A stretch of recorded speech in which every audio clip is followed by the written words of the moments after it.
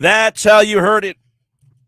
That's how you heard it right here on 97.3 ESPN. Merrill Reese, Mike Quick had the call on 97.3 ESPN as the Eagles lose to the Giants in really ugly fashion yesterday. That's the game that we talked about on Wednesday when we were last on the air, that you can't go into a game when people are expecting you to win and put that one out there and then have people take you seriously.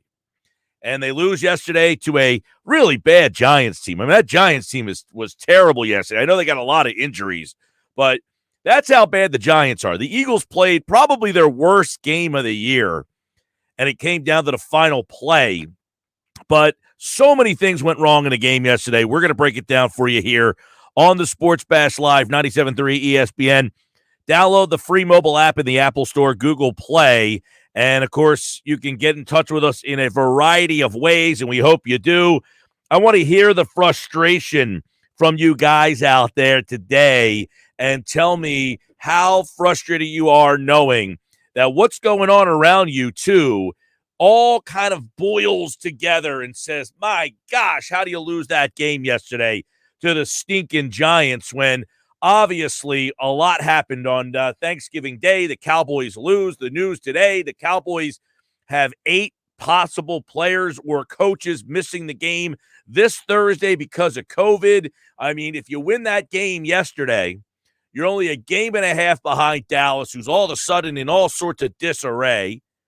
You are currently, if the Eagles would have won yesterday, they would have been the current number 7 seed and in the playoffs. And then, of course, you have the Jets coming up this week. So, obviously, there's a lot to look at. One, Jalen Hurts did not play a very good game yesterday. That's number one. He probably played his worst game of the season at a time when he simply could not play his worst game. That being said, here's what I like about what I saw from Jalen Hurts yesterday. While I thought he played his worst game, I thought he played his best in the biggest moments. In other words, he played like an NBA player who was just not having his best night shooting the ball from the field. But in the game's final minutes, he was ready to take that big three-point shot, and he hit the three. Unfortunately, his teammate wasn't there to catch it for him. Now, I'm not letting Hurts off the hook here. He played a terrible football game. He had a bad day at the office. He made 2 terrible decisions, one of which is just, I can't even believe the interception that he threw down right before halftime. And I thought that really changed the whole complexion of the game. You score there right before the half. You go into halftime. The Giants had the lead the whole game. They felt like they were in control. If the Eagles score there, they get the ball back, and it's like, hey, we played our worst game. We're able to score, and we get the ball back. And they throw that horrible interception in the end zone, which I thought really changed the complexion of the game. Jalen Hurts, just an awful decision. Live to fight another play, even if you kicked a field goal there. And oddly enough, why were they in that position?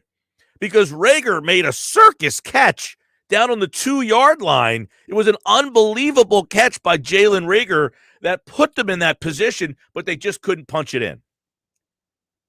So the interception in the red zone, 2 of them yesterday by Hurts, that's at the top of the list of why they lost that game. And then, of course, Rager, he had 2 drops that if a kid in the ACJFL dropped, I'm sure his coach would probably consider benching him. I mean, the one throw, we talk about can Hurts chuck it or not. He throws the ball, 40 yards in midair and hits the guy right in the freaking face. He threw the same pass right on the money to Watkins 2 weeks ago, and Watkins dropped it. This pass, he literally throws it to the one spot where nobody else except Rager could get it, and he looks up, and it hits him in the freaking face. Like, what a buffoon. That's a touchdown easily right there. So that throw is on the money by Hurts. This is what I talk about. He played a terrible game, but the team was still in the game, thankfully.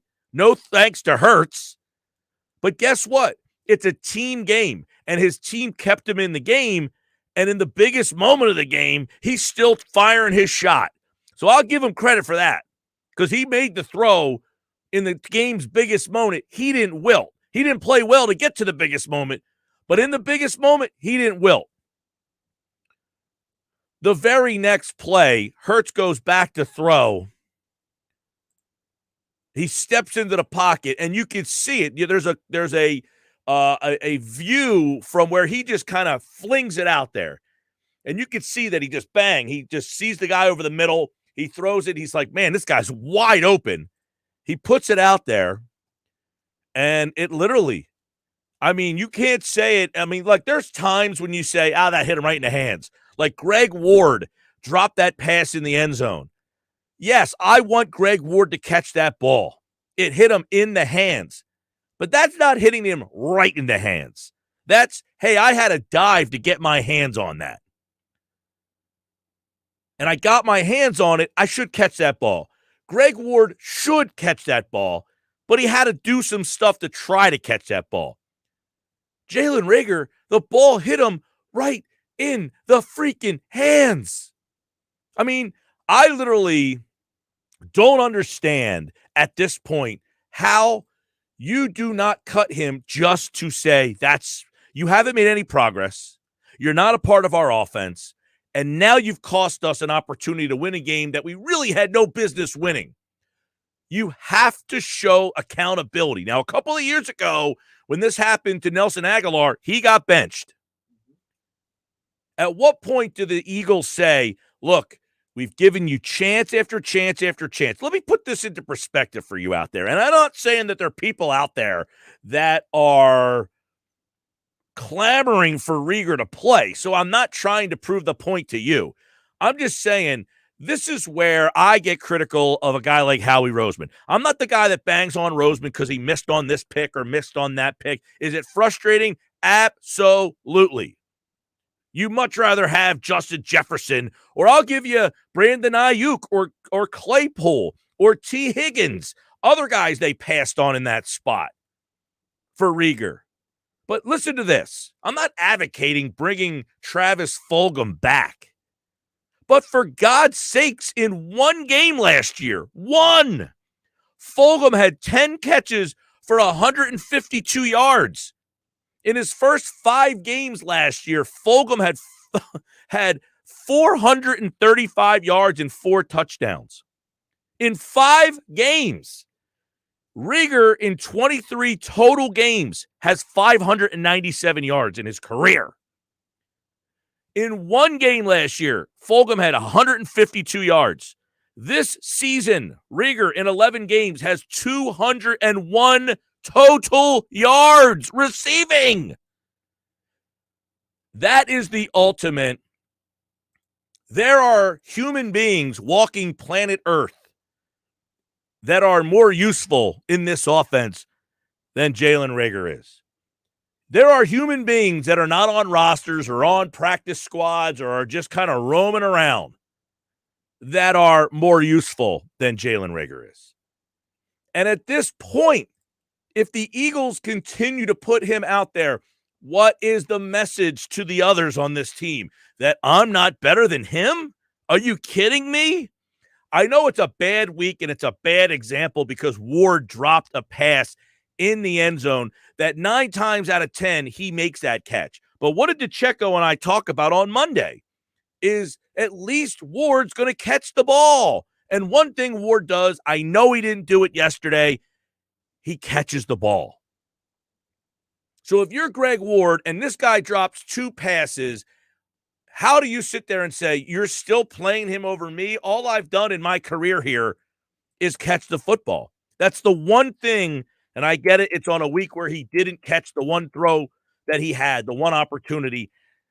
And look, I'm disappointed in Ward. He should have caught that ball, but he, for the most part, catches the ball. That's what Ward does. I mean, how many drops does Greg Ward have in his entire career? Greg Ward was not even drafted as a wide receiver. And my gosh, He's got more yards last year, 419 yards. Excuse me. In 2019, Greg Ward played 7 games. 7. And he had more yards in those 7 than Rieger has in 11 games this year. Rieger was picked in the first round. Ward wasn't picked at all. I told you the story about Fulgham. Fulgham had essentially the same amount of yards in 1 game that Jalen Reagor has all season long. The message has to be from the Eagles. Look, again, I go back to, I'm no Roseman hater. I understand he made mistakes. I know he's going to miss on guys. We can harp on that all you want. The thing that I think he needs to be held the biggest accounting for is you have to understand when it's time to cut your losses. You can't keep saying, look, we drafted this guy, you have to play him. People will have more respect for you if you admit you're wrong. And this is where a guy like Roseman has to say, look, I drafted this guy. I made a mistake. It's time to move on.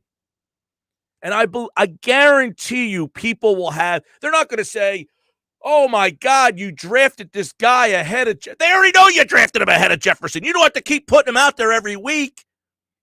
We already know you messed that up. You're not getting that back. But what you could get is a little dignity to say, you know what? Get up in front of the people and say, I made that pick, and we don't even know that he made that pick. Who the hell knows who's picking what in that front office? But I'll be the guy that's accountable for messing that up. But we made a decision today that we made a mistake, and it's time to move on. Reagor can't play. He can't play. I'm surprised by the fact that he can't play, but he can't. He has no confidence. He doesn't play to his speed. You saw the video last night and Seth Joyner going off about it. He's closing his eyes because he doesn't want to get hit. He cannot play. The sample size of 23 games, I'm not suggesting is fair or enough, but in those 23 games, he doesn't have, 2 plays of explosion, period? I'm not saying those 2 drops are the only reason they lost that game. And Nick Sirianni said it yesterday. Sometimes, it's not one play. But when your team has failed on all the other opportunities and you have that one opportunity to clean up the mess, got to get it done. And in the biggest moment, the guy that you said, hey, we're taking this guy, he's the guy, he had his opportunity and he dropped him twice. I don't know how they move forward with him on this team. I know they said all the right things afterwards. Hey, we support this guy. Jalen Hurts said, put this loss on me. But absolutely, how do they move forward with this guy on the team? Mike, first of all, I want to point out that really there's only been one game that Reagor has shown up at all. And that was the Packers game last year. Remember, he had the punt return for a touchdown, the big play from Jalen Hurts. I almost feel like the Eagles have spent the last several months trying to rekindle that moment, and it just hasn't happened. Yeah. My other thing is I want to ask you, is there a part of you that has some concerns about this coaching staff? Because this is now 2 wide receivers that we all thought were going to come in here and do better because Sirianni's a wide receiver coach and Steichen worked with the Chargers with wide receivers and all these things. And now it's Fulgham and Reagor who have both just completely fallen apart. Yeah, I don't understand how they tell you, hey, this guy Fulgham, and I'm not saying Fulgham's any good. I'm just saying he is obviously better than Reagor. Right. He has gotten a chance to play in a game and performed in a game situation. Reagor has performed in games, none. Now, you might say Fulgham doesn't have good practice habits. He doesn't do well in practice. He doesn't do this. He doesn't do that. When he was given an opportunity to play and they said, go out there and play, the guy had production. He had over 400 yards in a 5-game span. That to me says, hey, there's something here. Now, maybe he needs to be polished up. He needs to get more taken out of him.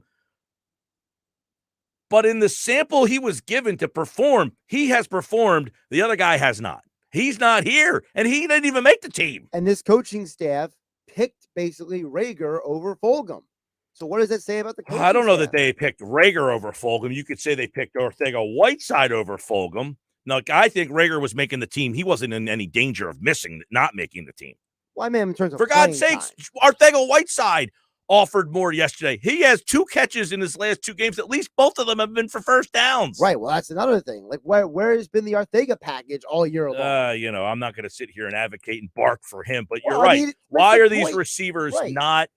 This was a wide receiving group of coaches that Right. Sirianni has gotten a lot out of receivers in the past. Right. So why Him is and he Steichen. getting and why? So why is he getting stuff from the guys he's Watkins. had before? Why is he getting stuff from Keenan Allen? Why is he getting stuff from the group he had in Indianapolis? Why is he getting stuff from them, but not getting? He's getting nothing from this group. Yeah, it's literally just Devonta Smith, Quez Watkins, and nobody else. Yeah. I mean, Watkins has had a nice look. He made that beautiful catch on the sideline yesterday. But you mentioned earlier he had the drop last week. Rieger and Watkins are interchangeable type of guys. You have to game plan to get them open. You have to do wonky things to try to get them open. They're one-trick ponies. Right. You can jet sweep them, bubble screen them, send them down.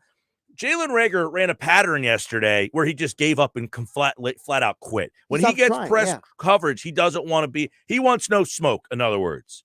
He doesn't want any physicality. He doesn't want to be hit. He wants no smoke. So he's running the pattern. He gives up on the play, and, I mean, you're looking at him like, what are you doing, dude? They got to really evaluate whether or not he just needs a week off or that they just make an example out of him. Now, they owe him so much money. That's the problem in these, Actually, he's a first-round pick, last year, 2 years ago. Was it last year? It was last year, 2020. These guys don't get paid what they used to get paid. I mean, I'm sure the problem with the cap situation that they're under now, cutting him, there's penalties galore. Correct. So they're not going to cut him. I mean, let's come to terms with that. But they got to use him better then. Yeah. Get him on the end around. You had him on that one end around that looked great. I'll tell you, in the first game of the year, he had 49 yards, I think. I think that's the most yards he's ever had in a game, by the way. He had 49 yards in that first game of the year. They used him really well. They had a couple plays designed for him. He caught that bubble and took off. I mean, he looked like he got shot out of a cannon. Not on top of the fact that he's horrible in the return game.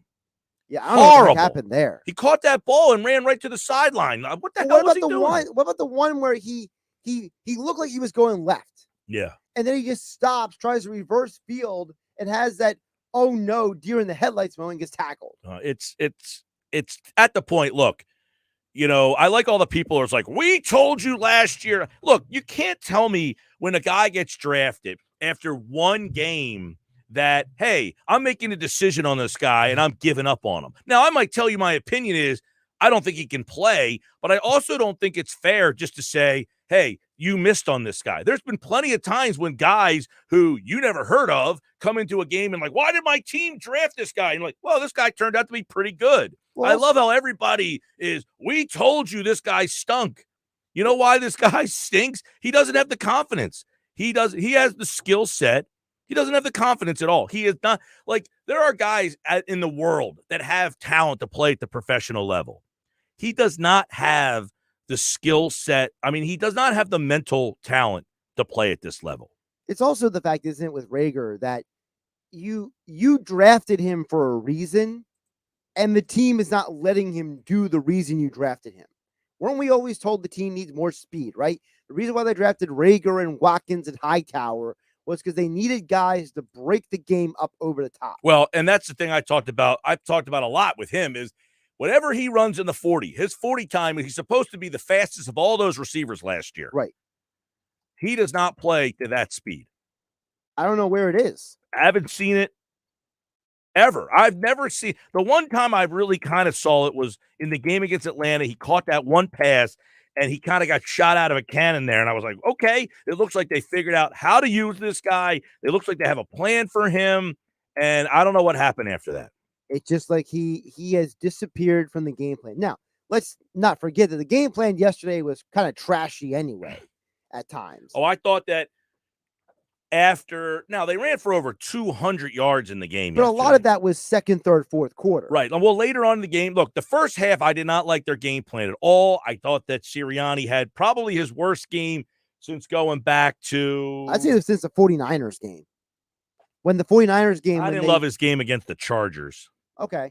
At least they scored more points there. Yeah, I mean, I think he kind of figured things out midway through that game, and he did okay in the Charger game, but the 49er game to me was really bad because he was almost like the Raiders. The Raiders is the last thing. He had a bad game plan against the Raiders too. That's true. Yeah, I mean that first half against the Raiders was horrible. He did try to run against the Raiders, and then Sanders got hurt, and then he got away from it. Now, yesterday, Sanders got hurt again, and then I think Sanders got benched in the middle of that game somewhere because they went to Scott. Scott had the big fumble, but the defense gets the hold. They get you the ball back. But Scott had clearly surpassed Sanders yesterday late in that game. So did Gainwell, by the way. Yeah, Gainwell, I was shocked when they brought him in on that 1 3rd down. He was out there late in the game on a couple series. I saw him the first time on that 3rd down, the 3rd quarter. And I was like, oh, man, we're gonna find out about Gainwell really quick. Yeah. And he held up, actually. Right. I know this is the big thing here is this team yesterday, and we talked about this on Wednesday. What are you going to look like in a game where people are expecting you to win? Okay? What are you going to do in a game where you're going in as a road favorite and people are now expecting you to win, and they wilted? They did not play. Now, the defense played well yesterday for the most part. The defense did their job. For the most part, yeah. I mean, the defense did a good job yesterday. Mike, you should win a game that you hold a team to 13 points. Oh, there's no question. Right. You should win a game where you hold the team to 13 points. On the road, mind you, you're holding the team. They're playing at home. They get 13 points at home. You got to win that game. Yeah. Yeah. Mike plus Rieger for supposed speed is a terrible kickoff and punt returner. Awful. He's terrible. He definitely wasn't a Joe Douglas guy. Joe Douglas was with the Jets for the 2020 draft. That's Cole from LBI. Yeah, I mean, that was Andy Weidell's first draft Nobody's class. suggesting that Joe Douglas picked him, right? No, Joe Douglas's guys were guys like Derek Barnett. Wait, when did Douglas go to the Jets, though? It was before the 2020 draft. Because wasn't he with the Eagles pretty late in the process? 2019, but then he went to the Jets. He was with the Jets for 2020 because I remember him being in the virtual draft rooms. All right. No, we didn't bring up, nobody suggested. Yeah, no one suggested Douglas. No, I think, there has been some reports that, well, in the past, we had Sal Powell on the day after that draft.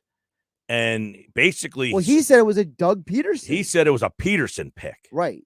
That Doug Peterson. We might be able to find that audio. Yeah, I know where that is. All right. Yeah, I but guess what? Peterson's not here anymore, and this is who they're stuck with. By the way, Sports Bash is live, 97.3 ESPN, the free mobile app. You can download the app in the Apple Store or Google Play. We are just kicking off. Let me get you the way to get in touch with us. Download the free mobile app. You can message us through the phone. That's 1. 2, you can text us at 609-403-0973, 609-403-0973. And if you're watching the show live on our YouTube channel, you can get us over there as well. We'll read off some of your texts, your comments, and your DMs, all coming up on a busy Sports Bash today on 97.3 ESPN and the free mobile app. Follow me on Twitter at Mike Gill Show. And, of course, Mike McGarry joins me in 15 minutes. Stick around.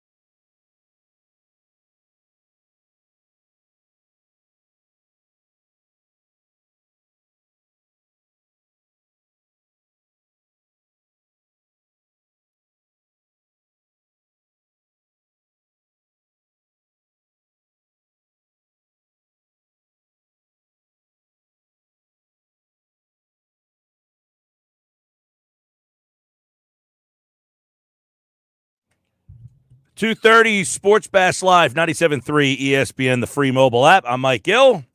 Well, I'll tell you what. One thing that we got wrong was I had the Eagles 29-19. I had Boston Scott and Devontae Smith as my players in the game. Smith wasn't involved at all yesterday in that game. I really thought that he was going to be a big part of that game, so we were wrong on that. Also wrong on Hargrave and Fletcher Cox. I thought those two guys were really going to dominate the game.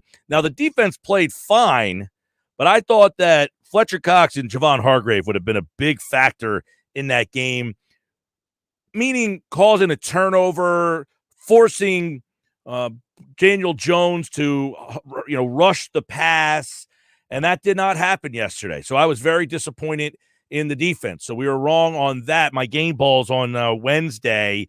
Actually, I don't know if I gave my game balls out, but they were my game balls. I was off on that. I had Smith and Scott on offense. I had Hargrave and Cox on defense as the two guys I gave the game balls to. So we were off on that, and I was disappointed because I thought Fletcher Cox played well yesterday. I just thought they were going to create more pressure from the interior up the middle and cause Daniel Jones into a fumble, an interception, a pick six, something to that effect. I do want to bring this up real quick on Rieger.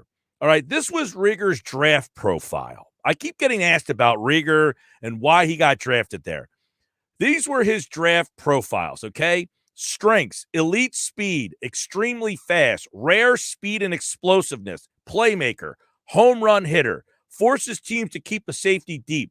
He impacts opposing teams' game plans, quick release off the line, first step quickness, stretches the defense, explosive out of his cuts, threat to score on every touch, sudden out of the breaks, creates separation with pure speed, can defeat double teams, good athleticism, positions himself well to make catches, dangerous returner on special teams, potential to be one of the most potent speed receivers in the NFL. Those were his strengths. His weaknesses, shorter than ideal, needs a lot of coaching on route running. Boy, isn't that the case? Could have minor bouts of drops. Not a big catch radius, not a receiver that will win the 50-50 ball. All right? So they're all his weaknesses. What, 5? He had about 25 strengths. None of those strengths are coming out. Elite speed, bupkis. Extremely fast, bupkis. Rare speed and explosiveness, no. Playmaker, absolutely not. Home run hitter, I mean, the strengths of that were listed for him in his draft profile. Now, if you read the strengths, you can understand why people had him rated as a first-round pick. As it says in his draft profile, he was one of the most dangerous receivers in college football over the past 3 years. He is a speed demon and a true home run hitter with mismatched speed. See, here's the problem. He was compared to Deshaun Jackson, Hollywood Brown, Will Fuller, speed to create separation. The guys and everybody that he was kind of looked towards, he has not been able to do anything close to what those guys do. And then it closes by saying Rieger is a late first-round pick. He probably will get selected around there. He has game-changing receiver as a pro. His player comparison was Marquise Hollywood Brown. So people keep asking, why was this guy there? Well, he was projected to be a first-round pick. Not by everybody, I'm sure, but this is from NFL.com, his draft profile from a couple of years ago. 609-403-0973. 609-403-0973. Mike, I wasn't saying you said Rieger was a Douglas guy. I was just adding to the conversation of who makes the draft picks. All right, I got you. I feel like it's the biggest mystery in Philly sports. Yeah, you're right about that. Who is the guy who makes the draft picks for the Eagles? We will never really understand or know. That's for sure. 609-403-0973. By the way, this was from June of 2020 on our show. Sal Paolantonio was on the Sports Bash. All right, what do you got there? So the Sal Pal audio was his instant reaction right after the draft that night. Oh, so this is not him on our show saying who made that pick. No. That was a different audio cut. So because that was the Jalen Hurts, not Jalen Rieger. Correct. But this is Sal Pal's explanation on his Instagram the night of the draft.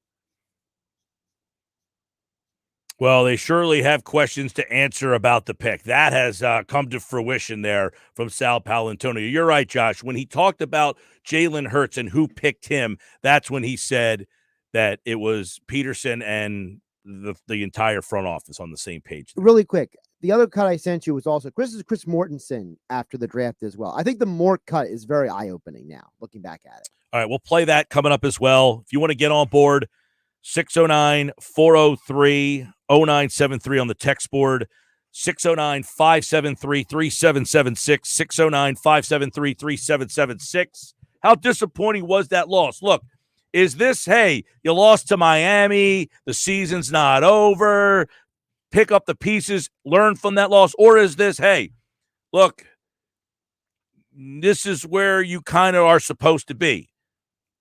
I mean, that Giants team yesterday was terrible. Terrible. That's a beat-up, broken-down Giants team.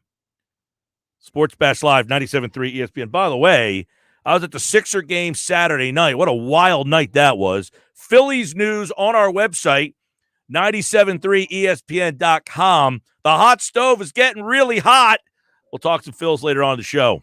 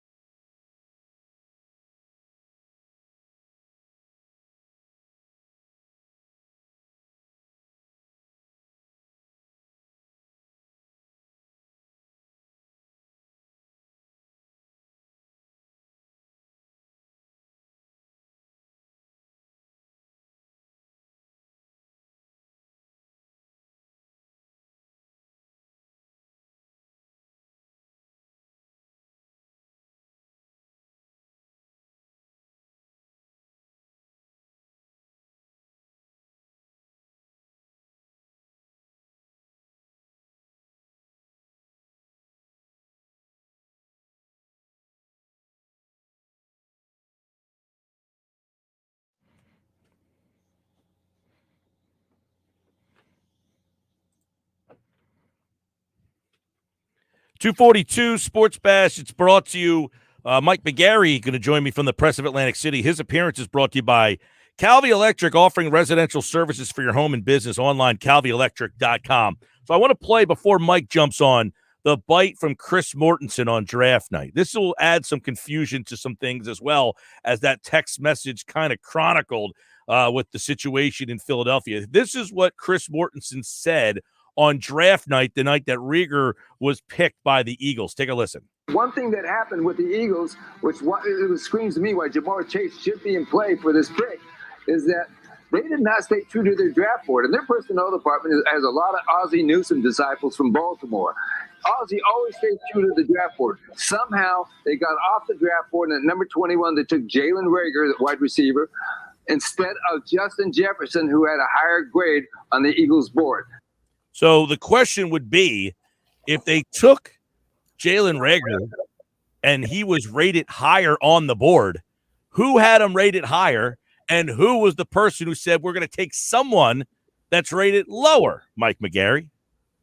You got me. I don't know. It doesn't look like a good move, though, nowadays, considering what Jefferson's doing in Minnesota. And also, I remember that night, people wanted them trade up to possibly get a shot at CD Lamb, and look how dynamic he's become. So, there's other guys too, Mike. People forget. There's, T. Higgins, Chase Claypool, Brandon Ayuk. I mean, there are guys not named Jefferson. So they essentially drafted like the 7th, 8th. I don't even know that he's the 10th best guy in those first 2 rounds. Yeah, it certainly looks like they missed the boat on the wide receiver position in that draft. Although I for one, I know he had the 2 big drops in the fourth quarter yesterday, but I for one look at yesterday's game and I put more of it on Hurts than Reagor. I thought Hurts just played poorly. The interception before the first half was a killer.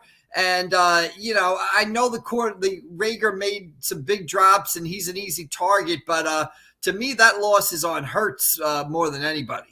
I have no problem with that. I saw you tweet that out, and I responded by saying, look, he played poorly, but to me, he was like the guy in the NBA who's, 3 for 18, yet he hits the game winner. In the biggest moment, he was still he made the play. I agree with you. I thought he played maybe his worst game that I can remember, definitely his worst game this year. But at least in the big moment with the game still in peril, he didn't wilt. Yeah, I mean, and I think that's in his character, right? And I'm not one to say just because he played poorly yesterday, we're going to abandon Jalen Hurts, and I don't think he can be the quarterback going forward, and I'm going to discount all the good he did the last couple of weeks. I just think he had a bad game yesterday. It's going to happen with young quarterbacks, and the Eagles paid a price. I mean, they ran for more than 200 yards, although I see people kind of complaining about the play calling. They didn't run enough early. He waited too long to run. I mean, they still ran for more than 200 yards in the game. The defense gave up 13 points.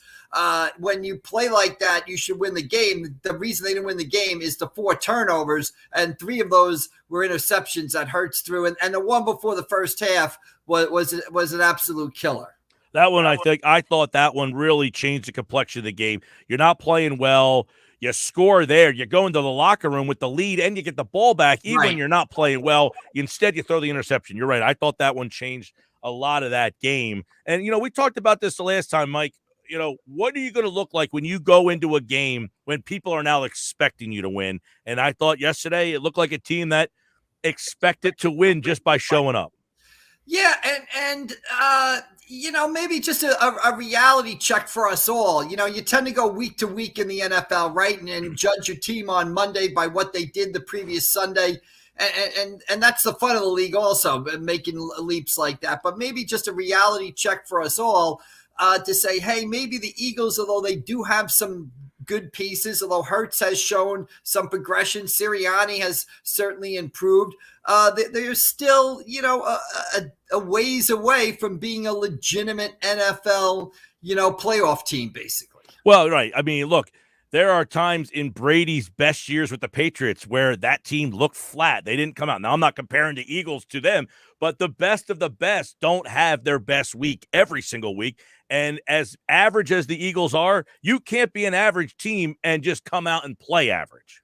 Yeah, and Also, I think it's just an eye open or a window into the type of talent they have. Basically, they're not, like you said, they're not a team that can just survive an average effort or survive an effort where everything doesn't go right for them. I mean, any NFL team, if you turn the ball over 4 times, I don't think the Giants turned it over at all in the game. If you lose the turnover battle 4-0, I don't care who you are in the NFL. 99.9% of the time, you're going to lose the football. Well, and it's amazing. That's a good point you bring up, Mike. Is they turned the ball over 4 times. The Giants didn't turn over once. Only 1 sack yesterday with that terrible offensive line, and it comes down to the final play. I don't know what that says about the Eagles, but it surely tells me the Giants stink. Well, I think you're right there, Mike. I was just about to say to you right there that it tells me more about the Giants than maybe it tells me about the Eagles, and the fact that the Giants, begged the Eagles to win that football game. They tried to give it to the Eagles every which way they could. Because if you look early in that first half, the Giants really dominated the football game at the start, and they were only up 3-0. They should have been up 14-0 at that point.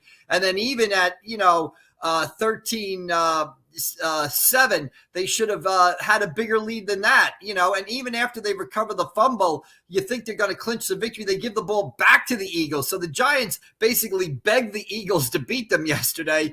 And unlike most of the teams in the NFL that have taken advantage of that opportunity when playing the Giants, the Eagles were unable to make the final step. And that's where the drops that Rager had come in.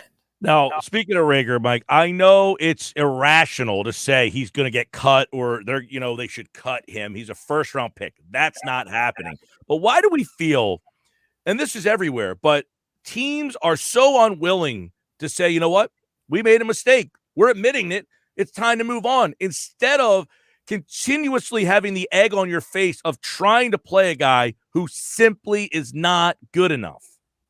Yeah, I think I think there's a very real fear. Well, 2 things here. I think one thing teams have a tendency to do, and bad teams do this especially, is overvalue the talent of the players on their team. Like, I'm sure there are people in the Eagles front office who champion picking Rieger, whoever they are, and they still believe that he's going to find it, why they picked him, and they don't want to see him be successful with another team. So I think that's the fear, overvaluing your own players and not wanting to see them be successful with other teams. But I agree with you at some point. Now, you can't, I know yesterday I was driving home. I dropped my son off, listening to the game on the radio, coming back, then listened to the post-game show, and people are calling up saying, cut Rieger. How can he play? I mean, that's just ridiculous. If you want to take a look at it at the end of the season or, at the end of a rookie contract, then you got to take a look at it. But to suggest that you're going to cut him today is absurd. And your point is well taken. I mean, that's why JJ Arcega-Whiteside is still on the team, right? Why is he still on the team other than the fact that the Eagles picked him in the 2nd round and they don't want to give up on him? It's amazing. I tweeted this earlier. Fulgham in one game last year had 10 catches for 152 yards. One game. Rieger this year has 25 catches for 201 yards in 11 games. I mean, there's a guy walking the streets out there who is more productive than your first-round pick was. Yeah. And yet you keep throwing him out there. Yeah, I think it's the value of the first-round picks. No one wants to admit they're wrong. If you, if you get rid of them, you're saying that you screwed up, and nobody wants to do that. Well, I'm okay if you admit that you made the mistake. Hey, we made a mistake. We're moving on. He'll have a lot more people. That's the problem. You hold on to these guys, and then there's people that don't like you because you made the mistake, and then you compound it by the fact that you're holding on to that mistake. Just cut the bait and just say, hey, I made the mistake. Real quick, a couple other things with Mike Gary. The Mets have signed Max Scherzer 3 years. He's going to be 40 at the end of that deal. Are you okay with it? I'm more than okay with it. I think it's an outstanding sign from a couple of purposes. I think it basically improves the Mets dramatically. Think about Scherzer and DeGrom as a 1-2 punch. I know there's a lot of health questions in there when it comes to DeGrom, but the Mets come into a weekend series at Citizens Bank on a June weekend, and you got Scherzer on Friday night and DeGrom on Saturday. That's no fun for anybody. Scherzer was outstanding last season. And just from, we talked about this just from an entertainment purpose. If you're a Mets fan, you get to watch Max Scherzer and DeGrom pitch, twice every 5 days. I mean, what's better than that? So I think it's an outstanding move by the Mets. One of several outstanding moves the Mets have made this offseason, while the Phillies are seem to be running in quicksand right now. Yeah, Mets, by the way, 3-year, $130 million from Max Scherzer, and then they signed Sterling Marte over the weekend. So the Mets have beefed up considerably. And you're right, Mike, the Phillies are kind of sitting here, and all we hear is linked to, eyeing this guy, interested in him. Yeah, I mean, they have to get moving here. You know, you look at what the Braves have done. You know, don't forget, the Mets have made some offseason moves. The Braves haven't really made any moves, but they're going to make a move because they get Acuna back healthy. So that's like adding an all-star player that they didn't have last season. You know, even the Marlins have signed some of their younger players to some long-term contracts. I mean, the Nationals are more in a rebuilding mode, yes, but we're still waiting for the only news concerning the Phillies is guys leaving. It's Hector Neris leaving, going to Houston. Where's the closer? Where's the middle of the bat order? And don't forget that Wednesday, the reason why all those moves are happening now is we've got this lockout coming on Wednesday where, who knows how long that's going to last. So that's why all these teams are rushing to sign guys today and tomorrow, basically, because that lockout looms on Wednesday. And it's a little alarming that the Phillies are kind of, they haven't gotten out of the hot stove gate fast here at all. Real quick, 45 seconds, Mike McGarry. Kemba Walker out of the rotation. Can he not play anymore? Yeah, he can't play anymore. He's injured, and I don't think the Sixers should go anywhere near him. You've got two teams in your own division. Both the Celtics and the Knicks have given up on him. I know the Sixers need a veteran point guard. I think that's one of their needs. But when two teams in your own division have given up on the guy, why do you want him? Yeah, that's interesting. I was at the game the other night, and obviously they need a guy. They need a point guard. They need somebody. Maxey looked like the guy on the playground was like, give me the ball, I want to shoot. Like he got a little of that in on the other night, right? Yeah, Maxey's had a tremendous season. He's just young. It's a learning process for him. They can't go into the playoffs with him and Milton as the primary ball handlers. They need a veteran point guard. They need George Hill, except they need George Hill to play like George Hill, not the George Hill they got last year. They need a veteran point guard, but Kemba Walker, to me, not the answer. No, and you can't play Curry and Walker and Maxey. None of those guys can play together. Now, you'll give up 1,000 points. Which is why Thibodeau can't play him. He said, I got too many small guards, and he's the odd man out. Mike McGarry from the Press of Atlantic City, at AC Press McGarry. Hope you had a great Thanksgiving, Mike. I did. Thank you. Good to see you on there. Thanksgiving, the Thanksgiving football games. Holy Spirit beats AC. Millville beats Vineland. Ocean City beats Pleasantville. I saw him walking around the sidelines over there at Holy Spirit. At AC. And he'll be back on Wednesday. We'll be back next hour. Grayson's grades are on the way. What was the report card? What did it look like? I don't think the parents are going to be too happy with this report card. Stick around.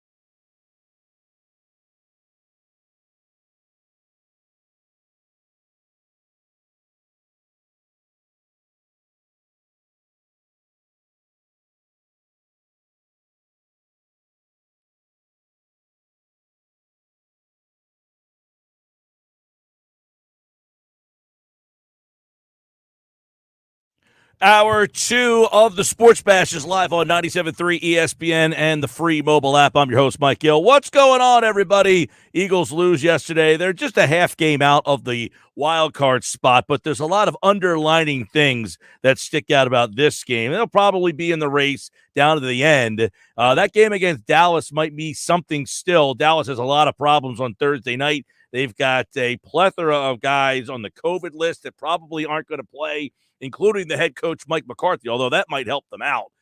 He will not be present at the game. Dak Prescott told the media that Amari Cooper did not practice today. He missed the last 2 games because of COVID. So the Cowboys have all sorts of COVID issues, but we'll see what happens with them on Thursday night. The Eagles are a half game behind the wild card spot. They are 2 games and at 2.5 games behind the division leaders. Let's get the grades here for this Monday. Scott Grayson's grades are back here on the Sports Bash Live on 97.3 ESPN as we take a look at another week of the Eagles. And we've had the positive pen out the last couple of weeks, Scott Grayson, but this week I would imagine the red pen returned. How are you? Yes, yeah, it definitely returned on the offensive side of the ball for sure, Mike. I'm doing okay, all things considered. I was pretty frustrated yesterday because, you know, when you beat yourself, it's just unacceptable. It's hard to take. All right. Obviously, the big play in the game, or the 2 plays early, is Rieger's 2 drops late in the game. And, I mean, those 2 plays stand out so vividly because of the fact of when they occurred. So let's start with him, not just in the game. You gave him an F, but overall, I mean, 23 games in his career, Scott, he's got less than 600 total yards. Now, I tweeted this out earlier. Travis Fulgham essentially played 5 good games last year. He has almost the same amount of yards as Rieger has in his entire career in those 5 games. So not only has Rieger been an F this game, it's apparent that this draft pick is becoming an F. I would totally agree. I think clearly he has not lived up to where he was drafted is the best way to put it. He's not producing. And Mike, it's more than just those dropped passes. He was targeted 7 times in the game yesterday, more than any other receiver on the team, more than Dallas Goedert, more than Devontae Smith, more than Devontae Smith and Dallas Goedert combined. What is up with that? And he was also targeted on the one interception that went downfield that was intercepted around midfield. I think it was Hurts' 3rd interception. And so, I mean, I don't understand why all of a sudden, whether it was Jalen Hurts or Sirianni calling the plays for him, or why he was even on the field that much, you know, to be targeted that many times. There's a whole bunch of issues there that you could unpack and try to get into. But, you know, I looked back at the last play of the game that, you know, that he dropped the second dropped pass on that possession. You know, you can't fault Jalen Hurts for throwing it. He was open.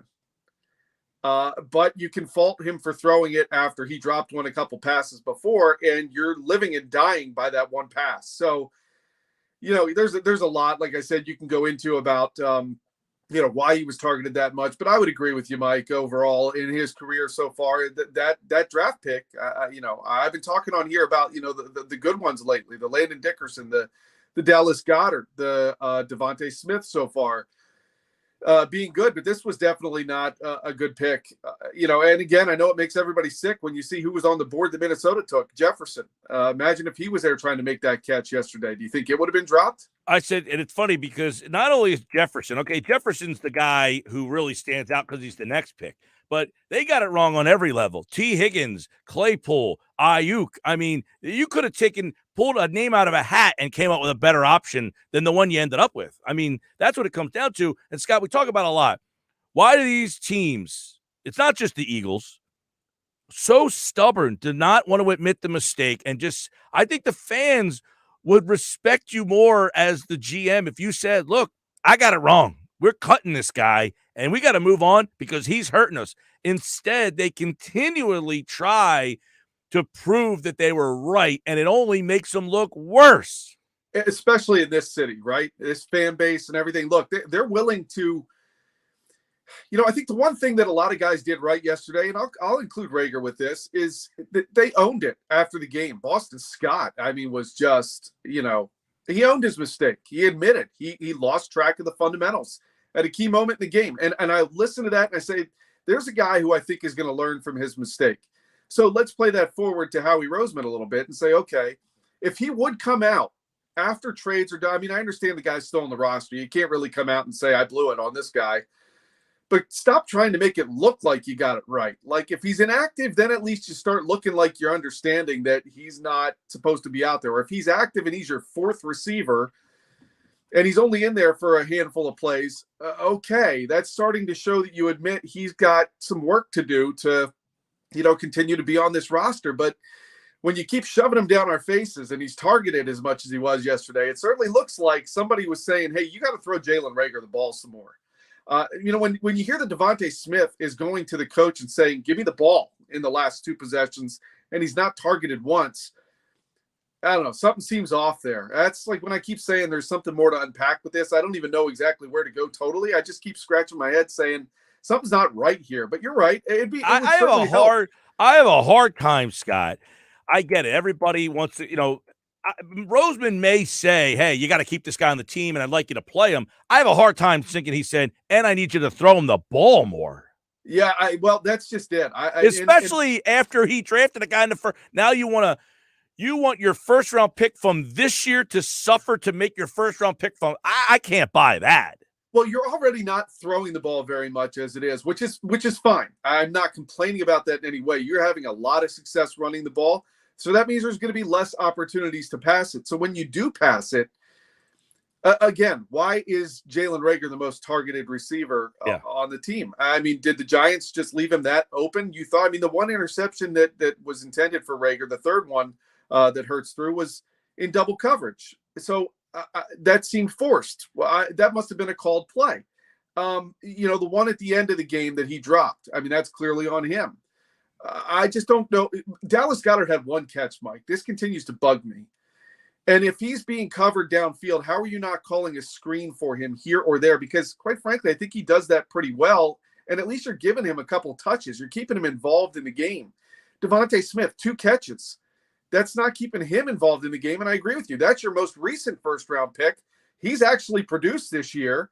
Why are you not finding ways to get him the ball, even if it's on an end around or a screen? Quez Watkins has speed. Get him the ball on a screen. I don't understand why they were throwing to Reagor so much.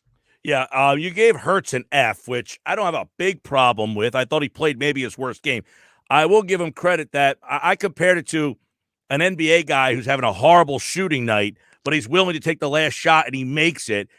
At least he didn't wilt in the biggest moment. When all the things he did wrong led them to trailing at that moment, but he did have a chance to win them the game, and he made 2 throws that would have won the game with any other competent receiver over there. Yeah, absolutely. And I agree with you. I gave him the F because, yes, it was statistically and quite frankly, Mike, I find it inexcusable, the mistake at the end of the first half. Had you gotten even 3 points on that possession, Agreed. We're talking about a whole different ending of the game where a field goal would have at least tied it. So that to me was an inexcusable mistake by Hurts, probably the most egregious mistake he made the entire game. But yes, you're right. And I like your analogy of a guy who you want to just say, hey, listen, you're a shooter, keep shooting. Eventually the ball will drop. Hurts, I like his composure. There's a lot of things I still like about this kid. And I said this last night on TV, and I'll say it here as well. He's still my quarterback next year. I would still stick with him next year. Invest these 3 first-round picks for other needs on the team.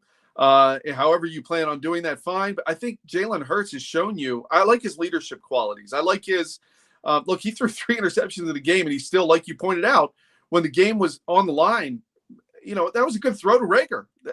He had the team moving. He was doing a good job with his legs, even though his arm was letting him down, or his eyes in his arm at times. And he was bringing this team back, and he had them in position to win. He can't control Boston Scott fumbling. He can't catch the ball he's throwing, where Jalen Reagor dropped it. There's a lot to like still about the guy. I said, he's taking 2 steps forward and 1 step back. Yesterday was 1 step back. I expect him to take 2 steps forward against the Jets. And as long as he's moving forward overall, I'm good with that. He just started his 16th career game. That's one full season now under his belt. There's a lot of room for this guy to still grow. Yeah, I'm not bailing on him there. I thought he played his worst game, but I like to see that he made some big throws in some big moments. I mean, look, late in that game to put that ball right where he does for Rager, I mean, you can't ask for much more. You're not going to play your best game. Tom Brady doesn't play his best game every week, and I'm not saying he's Tom Brady, but the best of the best don't play their best game every week. And I thought Hurts, who has had the arrow pointing up, probably played maybe his worst game. Let me go to a guy you gave a D, Nick Sirianni. He had been on the plus side a lot of our conversations here recently. I thought this was probably his worst game going back to the Raider game. Well, I just had a hard time understanding, the last few weeks when things were going well, you could see there was a commitment to the run and they stuck with it. There were things I felt like he was throwing darts in this game. It's like when they weren't moving the ball as well earlier in the game, he just didn't seem to have a consistent idea of what he wanted to do, not even in terms of who he was giving the ball to. And I know Miles Sanders got banged up, but he came back in the second half, and I thought he did okay on the carry he got. Now, I don't know if he went and said, I can't go anymore, or trainers took him out and said, you better not play him anymore. But, if he's your lead back, shouldn't he be in, shouldn't Boston Scott not have had the chance to fumble that ball? Shouldn't that have been Miles Sanders in there? And I know we can play the what-if game all day, but that bugged me a little bit. I felt like Sirianni got away from what had been successful for a little while. 31 pass attempts for Jalen Hurts. That is by far more than he has had in these last few games when the things have been going well. So, yeah, I just felt like Sirianni got a little away from himself. And look, somebody's got to be in your ear and telling you Jalen Reagor is getting all these snaps and targets, and Devontae Smith and Dallas Goedert are not. Like, where was Shane Steichen? Where were some of these people in his ear? And if you are Nick Sirianni, and I put this in my grades, there was a timeout right before that play with 8 seconds left in the first half. How are you not reminding your young quarterback of the situation? I don't have time for you to run around here and buy time. If what you see is not there, do not force it. I'm happy to take 3 points here. We get the ball to start the second half. Let's just make sure we at least get 3. That had to have never been conveyed, because if it was, and Jalen Hurts still did what he did, which is egregious on its own right, so I put a lot of that on Sirianni, Mike. And it's baffling to me.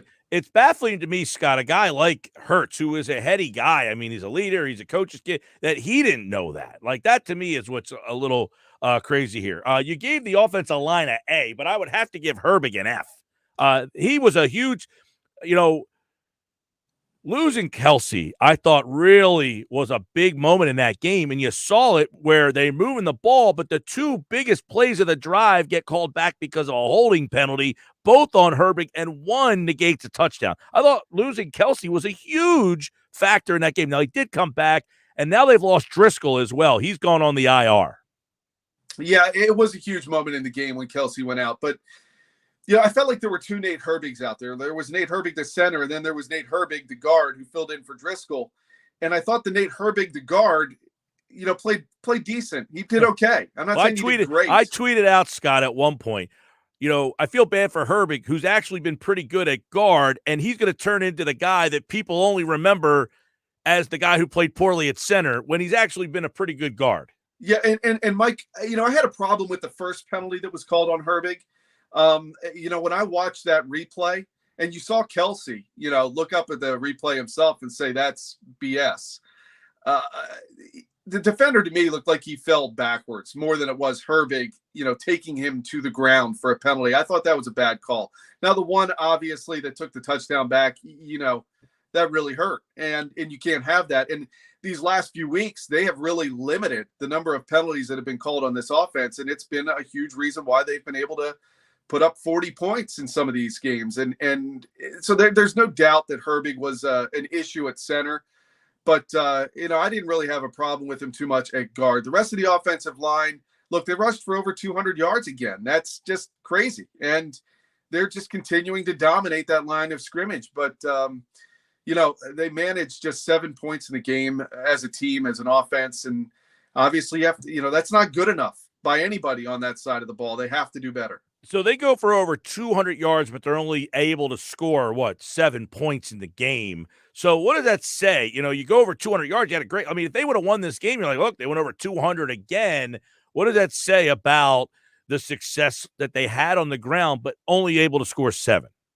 Well, that goes to show you how turnovers can kill you. When you can move the ball and then turn the ball over, it just breaks you apart. You lose all that momentum. You've gained that yardage, but you get no points out of it. Like we said, they should have had some points at the end or at the end of the first half. They should have had points if Boston Scott doesn't fumble the ball. They have left a lot of points on the board there that they really should have had and would have had in these last few games before this.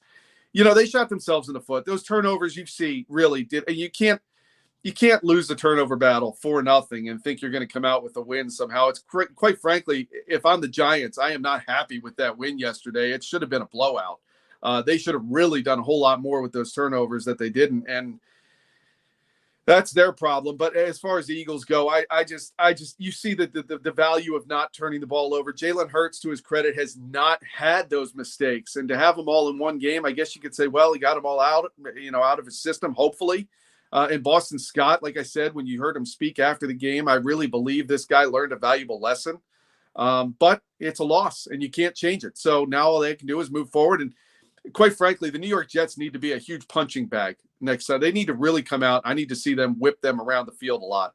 Well, the Eagles have never lost to the Jets. They're 11-0 going back to the 70s against the Jets. They did play them in 2019. They beat them in that game. Here's some news. Nick Sirianni did say moments ago that Jalen Hurts is dealing with a sore ankle. They'll have more information later in the week there. Of course, they play the Jets this week, and then they have a bye. Yeah. So that would be interesting. But he did look like he came up a little light on one play. He looked like he was grabbing something.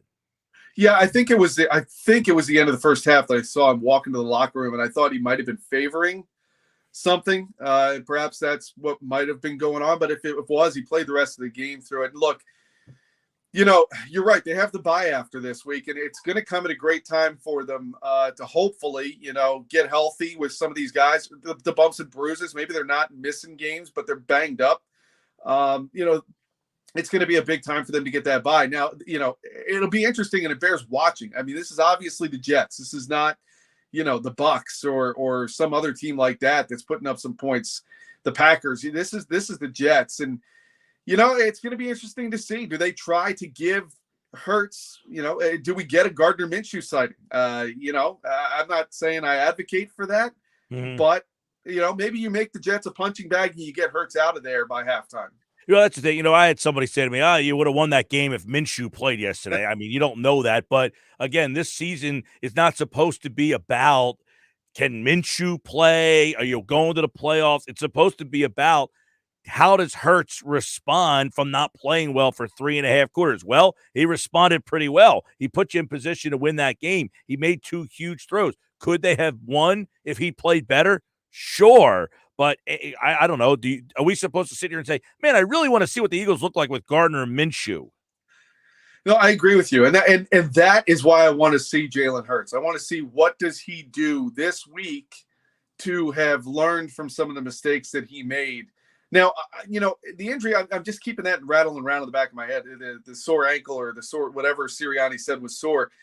Ankle. To me, the ball didn't seem to have as much zip on it out of Hurts' hands. Now, I'm not saying he throws it particularly hard to begin with. I'm not saying he's throwing missiles all the time, but some of those balls downfield just seem to kind of float in the air a little more than we've used to seeing with Hurts, and perhaps that might have been a little bit why he couldn't get as much on it. Well, obviously, there's a lot going around today. You lose one game, and the narrative changes pretty quickly in this town, Scott Grayson. Look, they played a bad game. This reminds me a lot of the game where they played the Dolphins a couple of years ago. Yeah. They weren't a good team, but they lost to the Dolphins, and people just said they're done. And then they went and won 4 games in a row and ended up making the playoffs this year. I feel like this team is closer to that spot where they just played a bad game in a spot, quite frankly, where people thought they were going to win. And I said this on Wednesday. It was the last day I was on, was how are you going to look in a game where you're now expected to win And I think they got a good dose of you can't just be expected to win. You got to go in and play your best regardless. Yeah, and perhaps that's the lesson learned here. And I agree with you, Mike. It's just one loss. And quite frankly, this year in the league, you can't really name a team that hasn't had a stinker of a game at some point during the season. Now, the Eagles have already had a couple of them earlier in the year. They don't need any more of these. But I kind of looked at it before this week and said, I think the Eagles go 4-2 down these last 6. I thought they would split with Washington. Maybe they split with the Giants, and they're able to sweep Washington and to a pretty good place. I think that gets you in the playoffs. You mentioned at the outset, they're half a game out of a playoff spot. Yeah. Yes, had they won yesterday, they would be on the inside looking out as opposed to I think the bigger disappointment in the loss comes, Scott, from where Dallas is. If you win yesterday, you're within a reach of Dallas. They've got all sorts of COVID problems now. You could have set it up where you were within an arm's length of them. And with the loss, you're now 2.5 back with only 5 to play. I think it may, but if you would have won yesterday, coupled with their loss on Thanksgiving, you'd only been a 1.5 back with a game against them still. I think that, to me, the wild card thing, they're going to be in this thing probably till the end. Agreed. And agreed on both points. I totally went into yesterday thinking they're about to put some serious pressure on the Cowboys for this division lead, which a couple of weeks ago you were already writing off, saying, okay, fine, Cowboys got the division. Congratulations. Maybe the Eagles can salvage something here and get into the postseason. And instead, yesterday you go into it going, wow, Dallas lost on Thanksgiving in overtime. They're clearly not doing well. They're talking about putting Zeke on more of a pitch count, maybe even giving him some rest. And now the COVID stuff pops up. Had they won yesterday, I think there'd be all out panic going on in Dallas right now. And there's not. And look, the Cowboys are by no means, they're still in danger of falling apart. But I agree with you. I think it's gotten to be, this loss put that out of mind. Like, you really need to keep, a sense of reality about Dallas. There's no reason the pretty... Eagles can't compete for the 7th seed or the 6th seed at this point. They're a 1.5 games out of the 6th seed right now. But anything beyond that seems like a bit of a pipe dream. Yeah, Dallas has a pretty daunting schedule. They have to travel a lot. The Eagles don't travel. I was reading Peter King today, and he mentioned teams that have byes this late in the year. Like, he actually compared the Eagles situation to teams that have a Buccaneers feel to them. The bye so late in the year, so little travel. And the Cowboys are actually the anti-Eagles. They travel a boatload the rest of the way. They've got to still go to a couple of road spots, including Philadelphia. So it'll be interesting. I think I agree, though. I think the loss yesterday kind of got them out of reach for that East. But Dallas has to play Thursday night. They're going to play without their head coach and probably some others. They still have all sorts of injuries, so we shall see. I think it's going to be interesting, but as we know in this town, we like to panic pretty quickly, and one loss does that to you. Scott Grayson, Fox 29, and, of course, every day after the Eagles game with Grayson's grades. Check out the full list of grades over at 973ESPN.com. All right, Scott, take care, man. You too, Mike. Thank you. At S. Grayson, Fox 29 on Twitter. Props and Locks. You can check him out on the television side as well. I'm Mike Gill. This is the Sports Bash. Grayson's grades are brought to you by Boardwalk Honda. From Maine to Miami, nobody beats a Boardwalk deal. Online, boardwalkhonda.com. Coming up, Nick Sirianni, injury issues, Jalen Reagor, Jalen Hurts, and more. You'll hear from the Eagles head coach right here on the Sports Bash live on 97.3 ESPN. Hey, it was a great day at Vagabond Kitchen and Tap House. Thanks to all the people who came out on Wednesday. We had a monster crowd over there. We gave away Eagles tickets, Flyers tickets, Sixers tickets, college basketball, concert tickets, memorabilia, all sorts of stuff. It was a great party to kick off the holiday season. So thanks to all of you who showed up. It was a great crowd. I think we had like 90 of the 99 people out there, plus their friends, and it was just a great party. Met some great people. Thanks to the people who came up and said hello. It was nice to meet a lot of people out there. I apologize that I can't get around a lot. I'm doing the show. I'm a little distracted during the show, but some people hung around afterwards, met some people when the show was over. Pete Thompson loves being the ham out there. He did a great job too.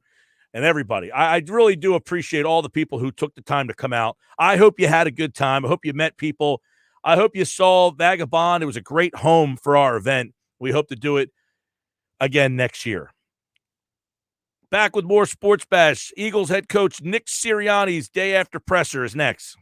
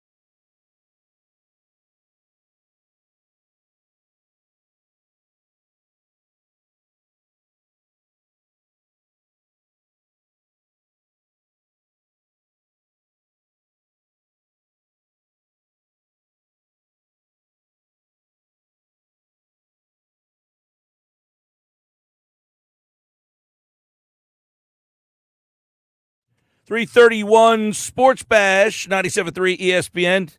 Take the time now to text 609-403-0973, 609-403-0973. Nick Sirianni's Day After Presser brought to you by Deborah Heart and Lung Center. When it's your heart, you don't take chances. Be sure to demand Deborah. Text me now. I'll react on the other side. 609-403-0973. Eagles lose 13-7. Ugh. Awful offense, awful everything. Late game, can't make the play. Obviously, huge drops by Rieger. Hurts did not play well. So much more to go over. Some injury news today. You're going to hear from Nick Sirianni here in just a second. He'll have some updates on all the Eagles' injury situations. And you hear the Eagles Day After Presser with Nick Sirianni here on the Sports Bash Live on 97.3 ESPN and the free mobile app. And, of course, if you're watching the show live on Facebook, YouTube, and Twitter, you can get us there as well. As the Eagles lose 13-7 to the New York Football Giants. We're going to take you to Nick Sirianni, who just spoke moments ago to the Philadelphia media. Let's get you out there to Nick Sirianni's Day After Press Conference here on the Sports Bash Live on 97.3 ESPN.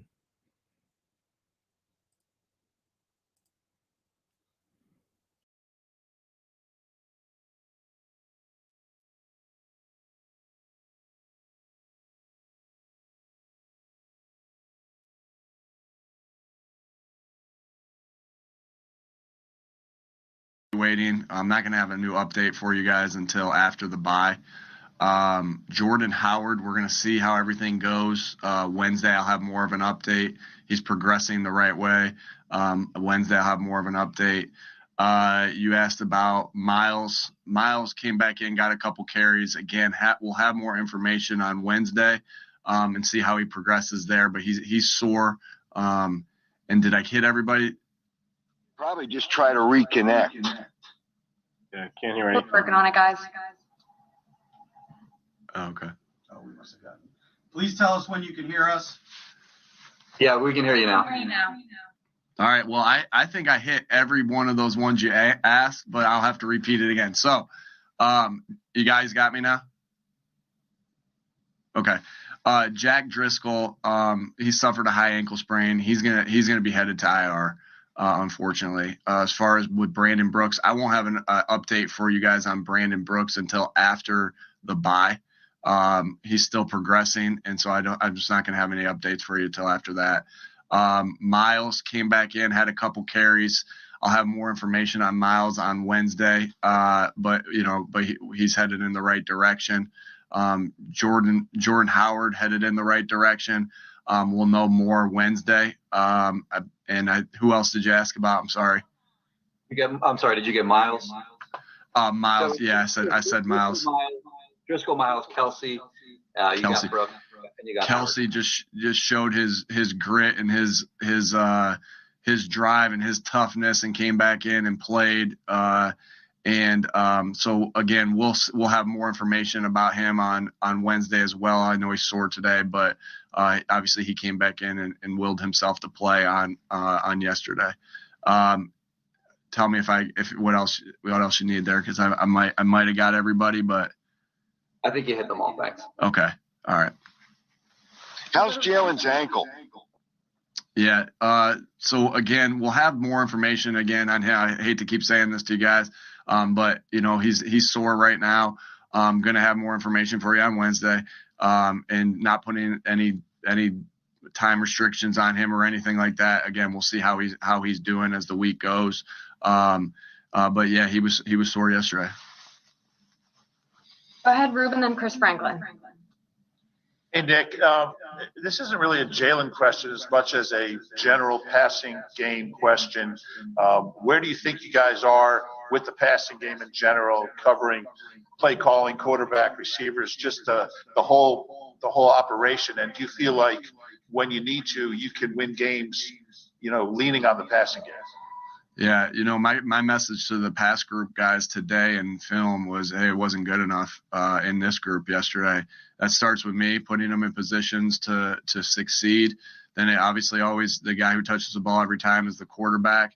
him executing at a high level, and then, to the receivers, tight ends, and running backs. So not good enough. We're not where we want to be in that part of our game. We're working like crazy to get better at it.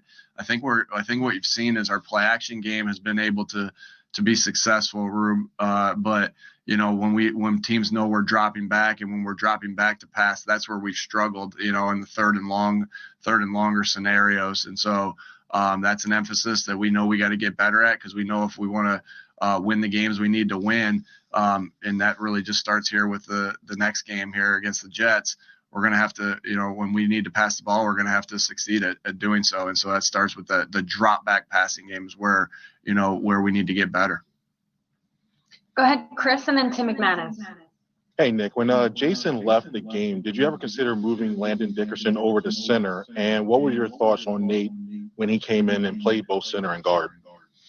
Again, anytime you have a couple penalties, you're going to want those plays back, and it's going to ding your grade a little bit as far as, how we grade the player as coaches.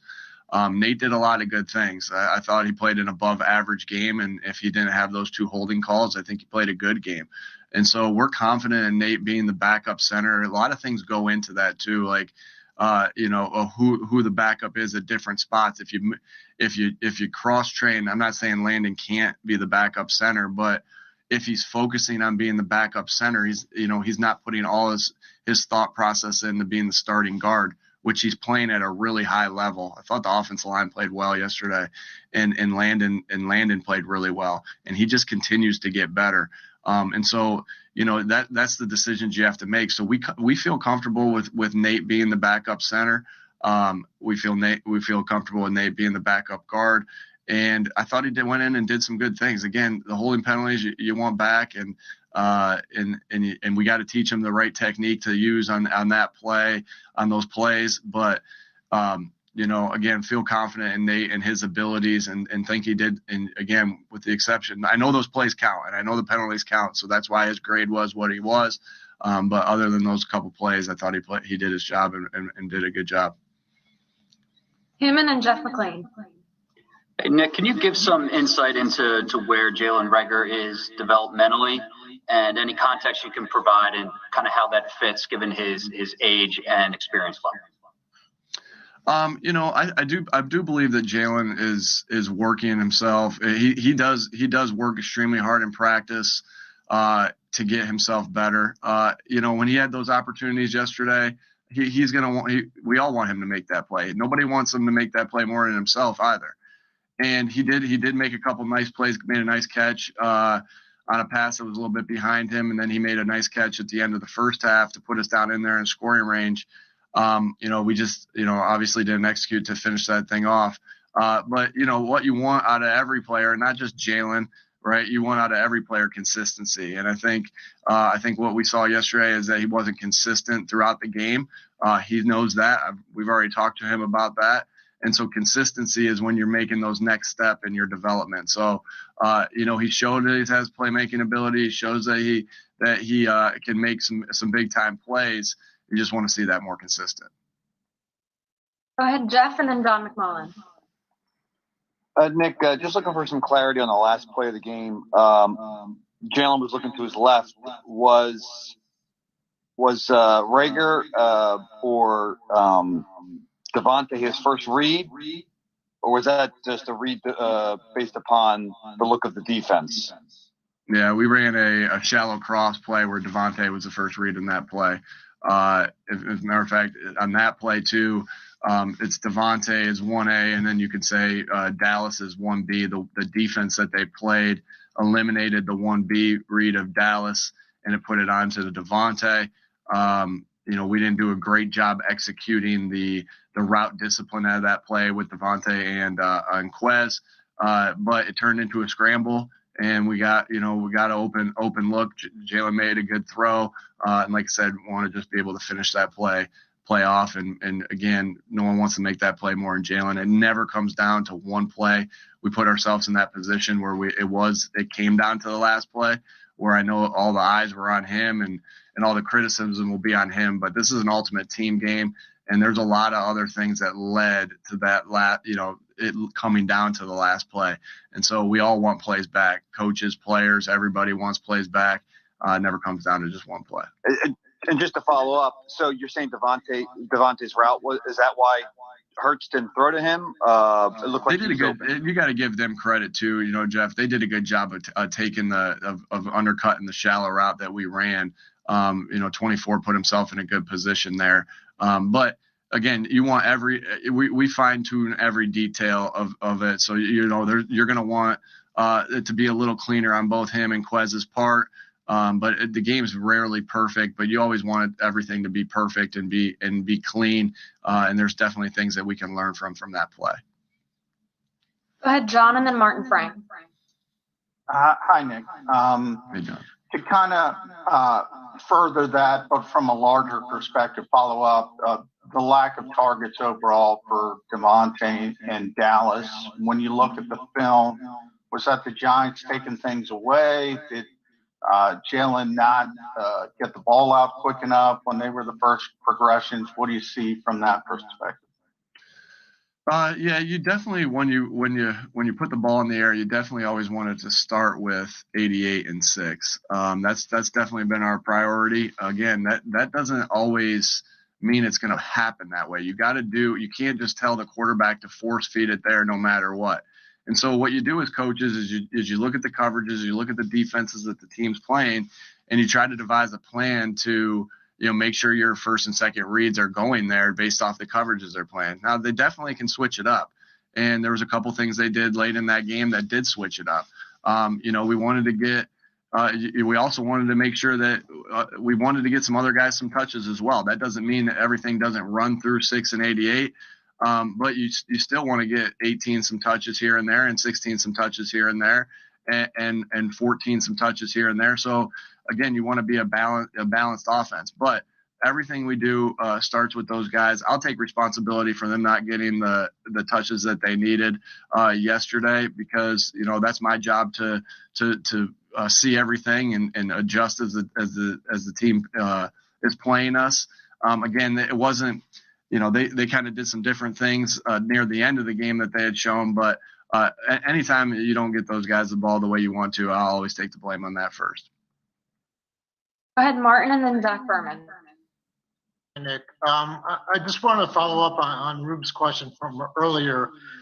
You said that, you guys tend to struggle when teams know that you're dropping back to pass. And I was kind of curious, why you think that is. I mean, obviously, if you're dropping back to pass, it's probably 3rd and long and stuff. So I get that, but why do you think that is? And what can you do to kind of improve, with Jalen in those situations? Thanks. Yeah, the 3rd and long. I mean, the scenarios. You're right. I mean, 2nd and long, 3rd and long.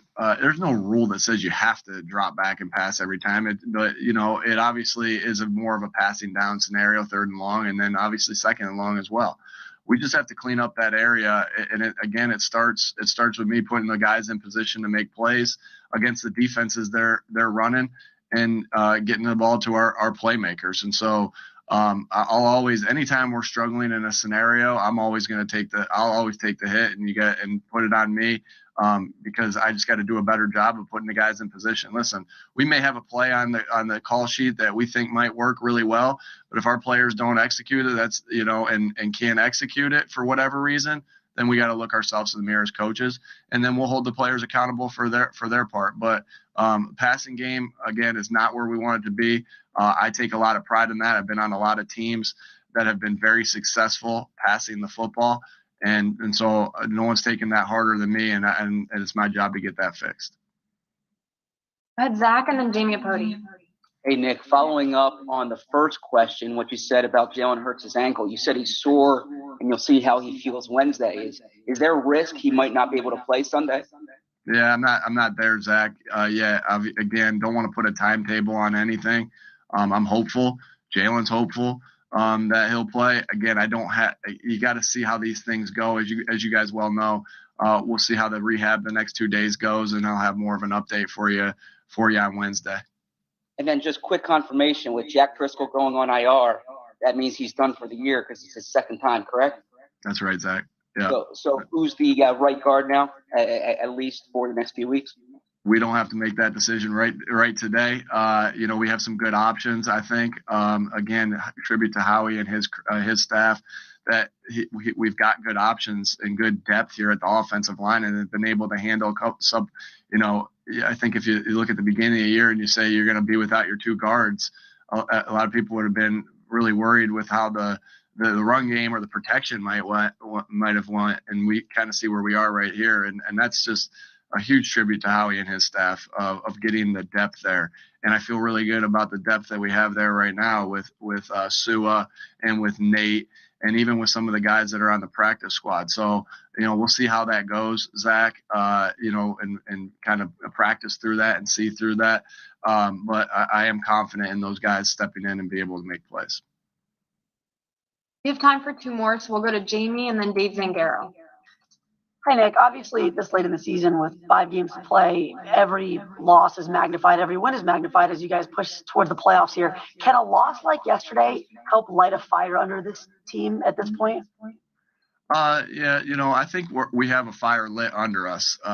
There's no doubt. I think this is a hungry team that wants to do well, that craves to do well, that works their tail off to play well every week. And so, you never want to have a loss, but our mindset is no matter what the circumstance was the week before, work your tail off this week to put yourself in position to win this week.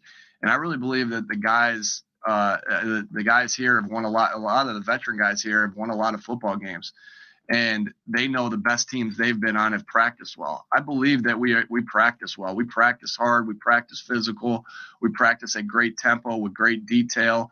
And that's a tribute to the guys we have on this team and the way we want this thing led. And so that's only our mindset is how do we win this game? I think when you get into the mode where you're doing the math of, all right, well, if this team wins, and I don't even who plays tonight, Washington and Seattle, I could care less who wins that game. Like, all I care about is how we get ourselves ready to win this game.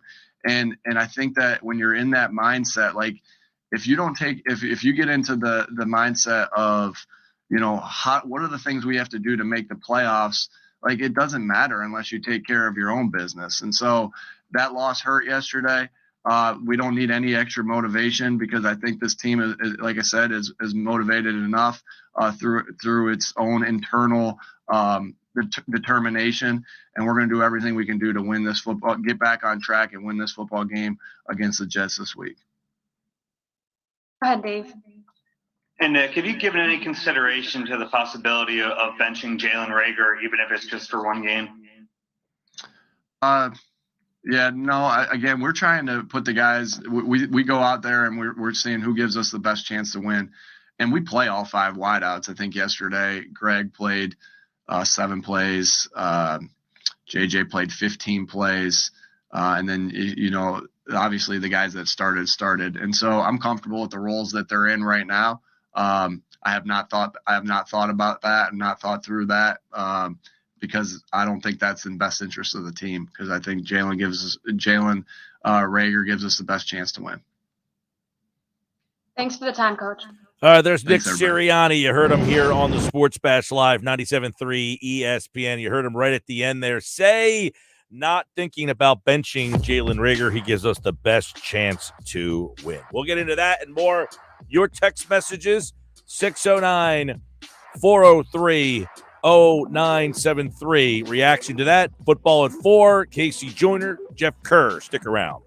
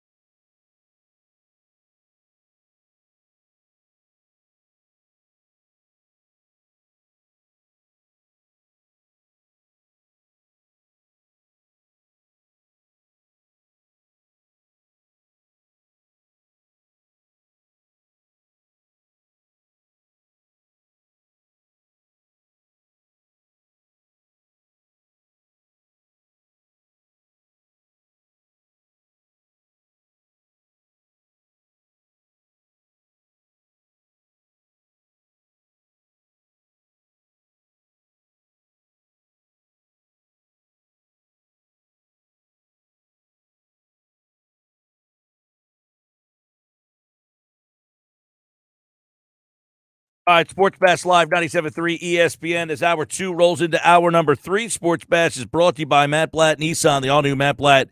Open on the Black Horse Pike in Egg Harbor Township next to Home Depot. Online, mattblattnissan.com. Next hour, football at 4. Jeff Mosher's observations. What went wrong? Will we see it fixed, or is this reverting back to the script? Injury updates, Driscoll, IR. Brooks after the bye. Miles Sanders sore. Jordan Howard Wednesday. We'll know more. Jason Kelsey Wednesday.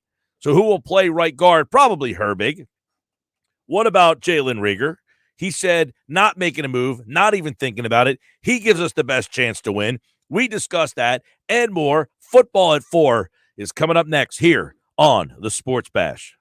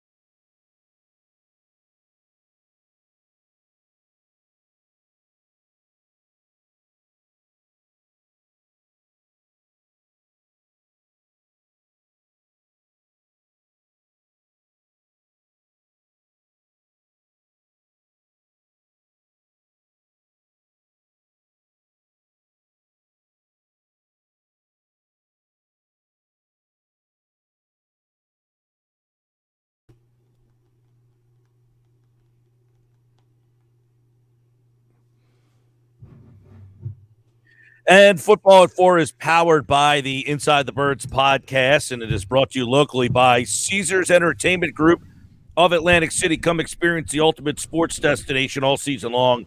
Wild Wild West, Tropicana, Harrah's Resort, Atlantic City.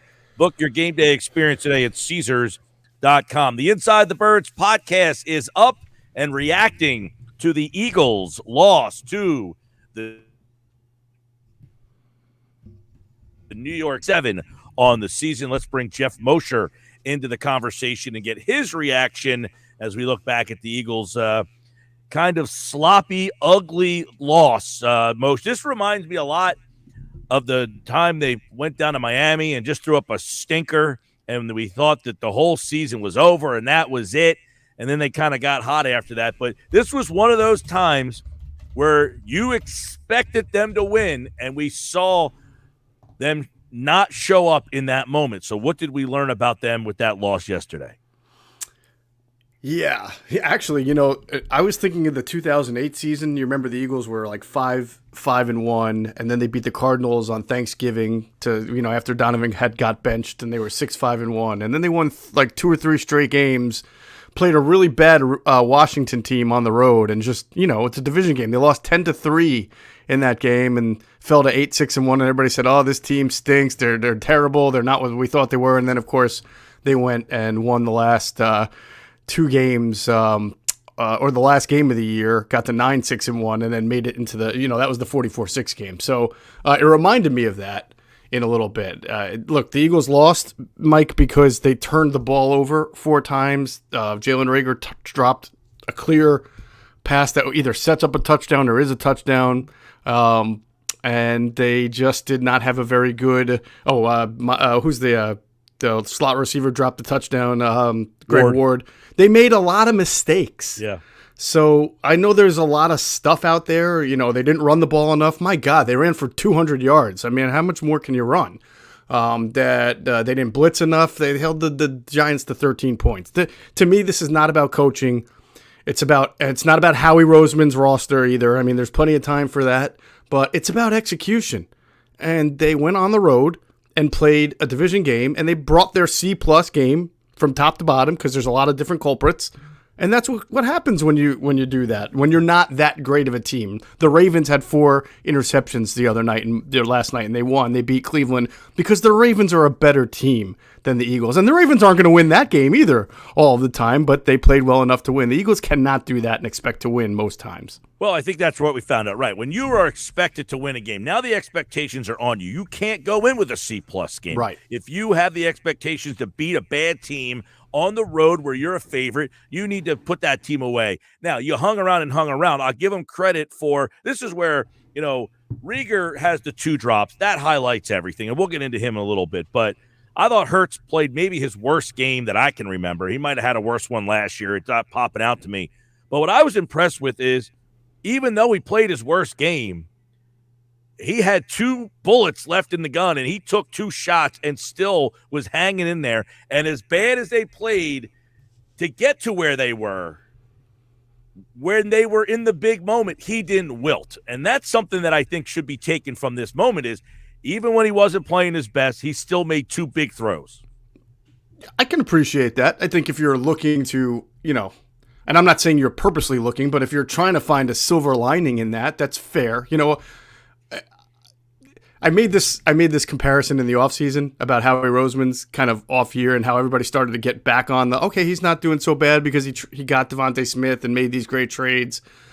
But he's also part of the faction that, got the head coach fired and the franchise quarterback ran out of town. So I used to say, you can't light a house on fire, then get credit for putting the fire out, when you're the one who lit the house on fire. So yes, Jalen Hurts did save some good throws there for the end, but clearly, when you look at the people who are most responsible for this loss, he's on that list. I mean, as you mentioned, he made some terrible decisions that the weird thing is he doesn't normally put the ball in harm's way. And what you have to wonder is this just a bad game, which it could very well be, or is it starting to be very uncharacteristic? 3 interceptions, especially the horrible decision-making, those are all uncharacteristic moments for him. Right. So there's two that are just bad throws, and to me, one that's just a bad decision. Though the bad decision is it was a bad throw as well. But I mean, you can just right before the halftime, you got a field goal there, throw the ball out of bounds, get the field. You're already rolled out of the pocket, throw the ball out of bounds, kick the field goal, get the ball back at the start of the second half. That's just a bad decision that he doesn't usually make. Now, the two other interceptions that are a little bit troubling as far as what's to come is that they came while he was inside the pocket and trying to push the ball downfield, which we've seen him struggling with a little bit more since the Denver game when he seemed really good at it. Since then, he's had some timing and some accuracy issues, and I would say accuracy issues related to timing. The one that he threw to Jalen Reagor, he just held onto the ball too long and he doesn't have, we know this, he doesn't zip the ball down the field with great arm strength. So he let that thing hang up there. The safety recovers, picks it off pretty easily. And then obviously the one to Quez Watkins, which may have been a little bit on Quez for stopping the route. But those were plays where he was in the pocket, and you started to see it last week with the Saints. The way they attack the pass rush with him is that they're trying to keep him in the pocket to make throws. I think even the Giants said that after the game, that they were trying to let him beat them with their arm. And so that's kind of the red flag, is that if you can figure out ways to keep Jalen in the pocket, of course he's going to break one or two regardless, but if he's throwing in the pocket and you feel like you had an advantage there, that's not good for the Eagles. Right, absolutely. And, he just, for whatever reason, everybody has that day where they just don't have it. I thought that was certainly Jalen's day yesterday. He did not have it. You mentioned just take the field goal. He, for whatever reason, he tries to make some throws. Now, that being said, they get the touchdown with Scott called back due to a hold. Yep. The throw to Ward. Ward drops it. I mean, yep. Dallas Goedert dropped the pass, too. Dallas Goedert drops a pass. All these things could have changed the complexion of his game and where this game goes. That being said, the offense just didn't have it. What'd you think of John Gannon's defense yesterday? I didn't have too many issues with it. They didn't get beat with very many big plays. They didn't have to blitz. I thought they tackled well at the intermediary level, aside from one or two plays. The tight end screen to Ingram early, that's kind of that first 15 scripted plays. I'm sure that's not on tape anywhere. It was well designed. And then Saquon had a 32-yard run that I think if I remember, one person kind of either missed the tackle or wasn't in their gap correctly, and that'll happen. But other than that, did they force turnovers? No, and you'd like to be able to do that. But as we know, this team can be very streaky with the turnover play. Darius Slay was brilliant again. Had a pass breakup in the end zone, which was really key at the time. And Derek Barnett played a good game. Think about this. This is really key for such a tight game it was. The Giants got down to the Eagles' 26-yard line. I think this is second quarter, maybe third. And Barnett gets a tackle for a loss. And then on the very next play, he draws a holding on the left tackle. So that was 15 yards in back-to-back plays that pushed the Giants out of field goal. Well, they pushed him further back, and then Gano missed the field goal. So that was pretty big there for Derek Barnett, who doesn't get a whole lot of praise, and deservedly so, but he did a nice job. So I have no qualms with the defense. Yeah, I thought, I guess the question on the defense kind of stems from, are they, is John Gannon finding his way, or is it just another example of them playing against a bad quarterback? I mean, why has the defense kind of settled in and found itself here, and can they be counted on? Well, they played a lot of man, which is something that they didn't do in the first 5 or 6 weeks when they were something like 95% zone, so they're not as predictable. They are doing some more pre- and post-snap movement. You saw Alex Singleton kind of creeping up toward the line of scrimmage like he was going to blitz because he's been blitzing more lately, and then at the snap he would drop into his own. So that's kind of I thought Singleton played pretty well yesterday. Yeah, he had 14. I said this on the pregame show. Some people disagree with me, but that's fine. Reasonable people can disagree. I didn't think there was going to be a big drop-off from Davion Taylor to Alex Singleton. They're different types of guys. Singleton is not the athlete that Davion Taylor is. I mean, few people are. Davion Taylor is a souped-up athlete. But Singleton's a smart linebacker. He knows where to be. He's a good sideline-to-sideline linebacker. And he had, I think he had 3 tackles for a loss and a pass breakup. So he did fine. I thought he was good. Yeah, no, there was a play where It looked like it was going to be a pass, but there was like a quarterback draw. He didn't take the bait on the receiver. He read and let the receiver pass him and went up and made the tackle. Had a couple tackles on those like delays. I thought he played pretty well. That being said, let's get to Rieger. He is a microcosm of the issues that people have with this organization, I feel like, okay? For the people who say it's all Howie's fault, he's a horrible drafter, taking him in that spot is obviously a mistake. But it also is compounded, Jeff, by not admitting the mistake and continuously playing him. I'm not suggesting that they're saying to throw him the ball more or he has to play more. But at what point do you just say, look, this guy's just not good enough. We made a mistake. Well, I'm not going to be the hypocrite to say that because I have said this team needs, and I think that game proved it, this team still needs another option in the passing game when teams start to really scheme away Devontae Smith and Dallas Goedert. And, Mike, I would buy the argument if I felt somebody else was stepping in and playing well in the few snaps they get, but Greg Ward dropped a touchdown too. Which is uncharacteristic of him, though, to be fair. Sure, it's uncharacteristic, but the bottom line is he dropped it. Oh, so absolutely. If you want to talk uncharacteristic, people are killing Rager for saying that his drops are uncharacteristic. I don't know what people have been watching, but he had 2 drops in his pro career, 100 or 90 some odd targets going into the game. So he has 4 now, right? Drops were not his thing. We can talk about route running. You could talk about how there's no chemistry between him and Hurts. You could talk about the punt returns, but he is not someone who is constantly dropping the ball. Now, he also is not constantly targeted this year, so who knows? So my point is, he's got to be like Aguilar. He has 200 yards in 11 games this year. 200. Right. And how many does Quez Watkins have? Travis Fulgham had 152 yards in 1 game last year, and he's walking on the streets. Well, Jalen Rager had a 55-yard touchdown last year. That doesn't mean anything to me. I mean, well, it just shows you the nature of how 200 yards in 200. It's almost impossible. Yeah. No, Mike, I mean, I'll go to my grave saying this. I think Jalen Rager is better than what you're seeing. If there was a different environment, different quarterback, I'm not saying he'd be perfect, but you absolutely saw Nelson Aguilar have 2 really awful years. Yeah. And once they changed things around him, the quarterback, and then, of course, he moved into the slot, which may be what they may have to go out and try to get a guy like Allen Robinson. Don't draft another wide receiver in the first or second round. Just sign a proven talent like Allen Robinson, move Devontae Smith to your Z receiver, and put Jalen Rager in the slot and see what happens here at quarterback. I don't know if you're going to have a different one next year, but maybe that's the antidote, or maybe he just has to go somewhere else to change of scenery because the speed's there. Do you think he definitely has it? Do you think he plays to the speed he was supposedly the fastest receiver in the class or one of the top. He doesn't. Yeah. It doesn't feel like he has this explosion or this elite speed. I think you've seen it more when they scheme the way to get, like, for example, in Detroit, they gave him the ball on a couple of end arounds. He had 10 yards and he had 12 yards. When they get him the ball across the middle, he can turn and run up, which is very rare.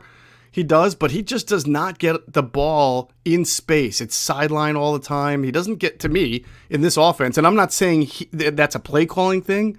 I'm saying that the ball doesn't find him when he is open across the middle. It's either going somewhere else or it's a run or something's going on. It just, when you're the other players, and this is where sometimes, if I'm on that team and I have a guy who has 200 total yards receiving and the coach says, hey, he gives us the best chance to win, you almost feel like, my God, I'm Greg Ward. I know I had a drop, so it's a tough day to use him as an example. But I played last year and had 500 yards in half the games. Like, when you put me out there, I'm way more productive than this guy is. Yeah, but, it's tough. Last year was a totally different offense. You know how much they're running here. There's just not that many passes. The quarterback himself tends to lock onto the first guy. I mean, there's a whole lot that's going into this. Then I'm not trying to make excuses. Rager has to own those drops. He dropped them. They should have been caught. I will not try to tell you any differently. Yeah. I thought he did at least a good job of facing the music. Yeah, absolutely he did. It reminded me of when Greg Ward, not Greg Ward, Greg Lewis fumbled the punt returns against the Packers in, 2007 or something like that. And he came out to the media. And remember, Greg Lewis was not a punt returner. He was put in a bad spot by Andy Reid, but he came out and faced the music on it. Well, apparently Rager's not a punt returner either. Nothing's going right for him. It really isn't. No, and apparently he's not a kickoff returner.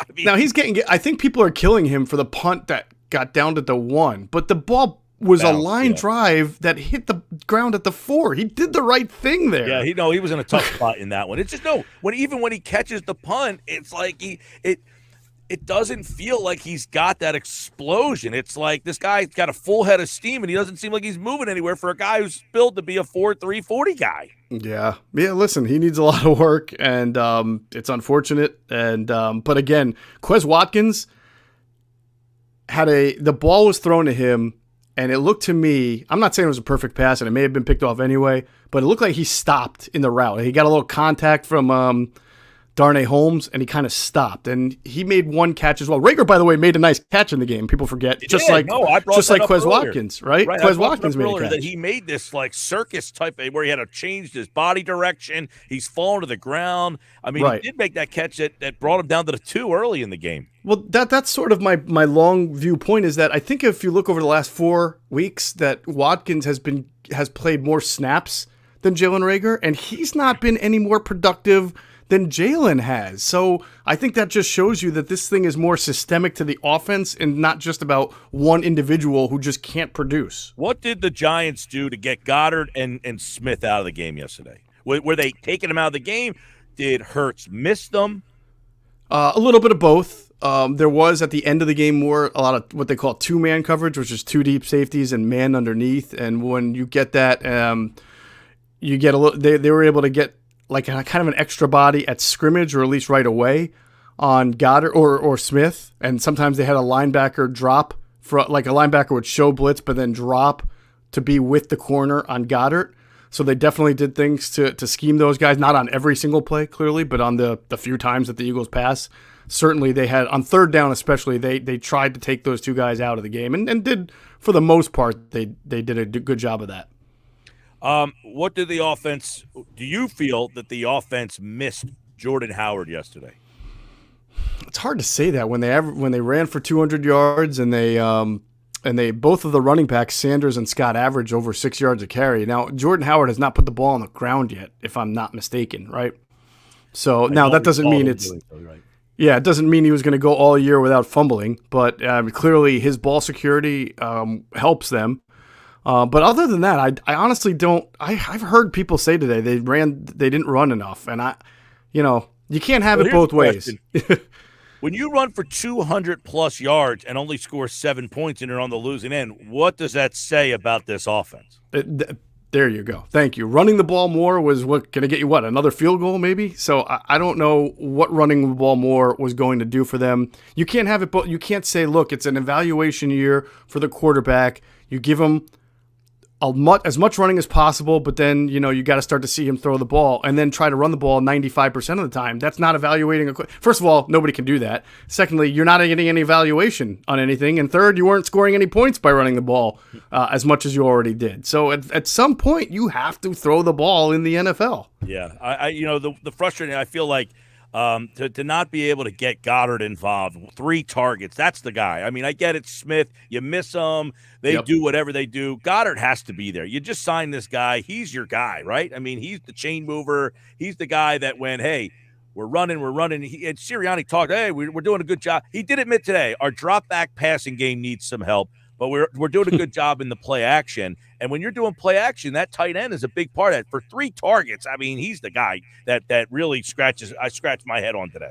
Yeah, if we're going to be nitpicky about the coach and what can the coach do a little bit better, even though the coach did not lose them this game, I feel like this game in particular, they did not, and maybe it's because Goddard's had some good games and he's been in a role now, but they didn't kind of work a play to him like the Giants did on that wacky screen to the flea flicker screen to Evan Ingram, right? They haven't really schemed up a specific play that's meant for Dallas Goedert, which they could have done more. But again, you can scheme it up. If the quarterback doesn't throw it, doesn't throw it. Or if it's not there, it's not there. Yeah, and keep in mind, like we mentioned, they did run the ball for a touchdown. Boston Scott called back.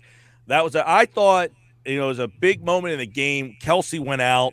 He missed a big chunk of time, and their offense was bupkis during that time. Now, Herbig wasn't dog meat, but he had two bad huge holdings. penalties that negated 2 big plays. Yeah, the one negated the touchdown. The other one negated like a 17-yard run by Hurts, designed run. So that was costly. That was costly. Yeah. So what are you thinking about the whole Minshew thing because of the ankle injury now? I mean, is this going to be – this is what I dreaded, by the way.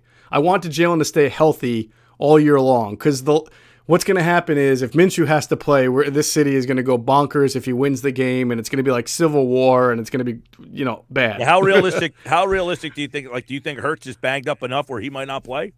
I think the fact that they were mentioning it today and said that he's a little gives you enough because they, ordinarily he's been pretty tight-lipped about the injuries, but he also knows what he's doing up there. So maybe Nick Sirianni was, trying to send a false flag to Washington. I mean, you already had people. I had people. Oh, if the backup played, they would have won. And I'm thinking that maybe they would have. You can't say on Hurts' worst day that you have to go to the backup and say, well, you would have won that game. Maybe you would have. Likely. I mean, Minshew's not a bad player, but the problem is now the goalposts have been moved of, hey, this is an evaluation year. It doesn't matter if they make the play. Well, you get that taste, and now now I want to win. It absolutely is. You can't satisfy everybody all the time, right? I mean, it's Now that's interesting because you bringing that up, like when I listened to, we had Sirianni, we played the presser last hour, and I heard him say, Jalen, but yada yada, and I didn't even think anything of it. I mean, did they mention anything yet last night after the game? I didn't even hear him say anything last night. No, but it was clear. I think they said he had the ankle taped, and I think Jalen was asked about it, and he didn't really want to talk about it too much. So the fact that he finished the game makes me think maybe he's probably not that bad, but, we saw McNabb play throw 4 touchdowns on a broken ankle, and then all of a sudden the next day the swelling comes, and you feel like sure that Kelsey's going to play next week. I mean, he did come back in the game, but yeah, and then of course Jack Driscoll is out now on IR for the second time, which means he's done for the year, and they don't have Brandon Brooks ready to come back yet. So who plays right guard? For a week. Probably, it could be Sua Opeta. Yeah, for a week probably. It could be Sua Opeta. I mean, at this point, that's if Kelsey's out, you're saying. No, right guard. Driscoll is going to be out. He's on IR. Herbig would play right guard. Oh, Herbig. All right, I forgot about that. Yeah. So there you go. Nate Herbig, who's played unless Kelsey can't play, right, then you have a real problem at right guard. Yeah, because, and that's the thing is now Driscoll and Johnson, they started to get going. Mailata, by the way, my God, he was crushing people. It's a bit like you watch a game and you're watching skill players. You ever just watch him? Yes. It's unbelievable. He pulled yesterday. He crushed a defensive tackle. He made the tackle look like it was a safety. That's how big of a man he is. There are sometimes, Mike, I think, like the two guys who I feel like he can project, if he continues, he has to get a lot better, and he's good, but he has to get better. But when you think of someone that big and that athletic, the guys that come to my mind are Orlando Pace and Jonathan Ogden, guys who were not just really great left tackles because they were, good, big, huge men, but they were also some of the best and most fluid athletes at the position. Yeah. And you could throw Jason Peters in there. He was a great athlete too. But those guys, especially in the run game, they can get out to that second level and it looks like a Corvette through traffic, man. For someone that big, that's unnatural.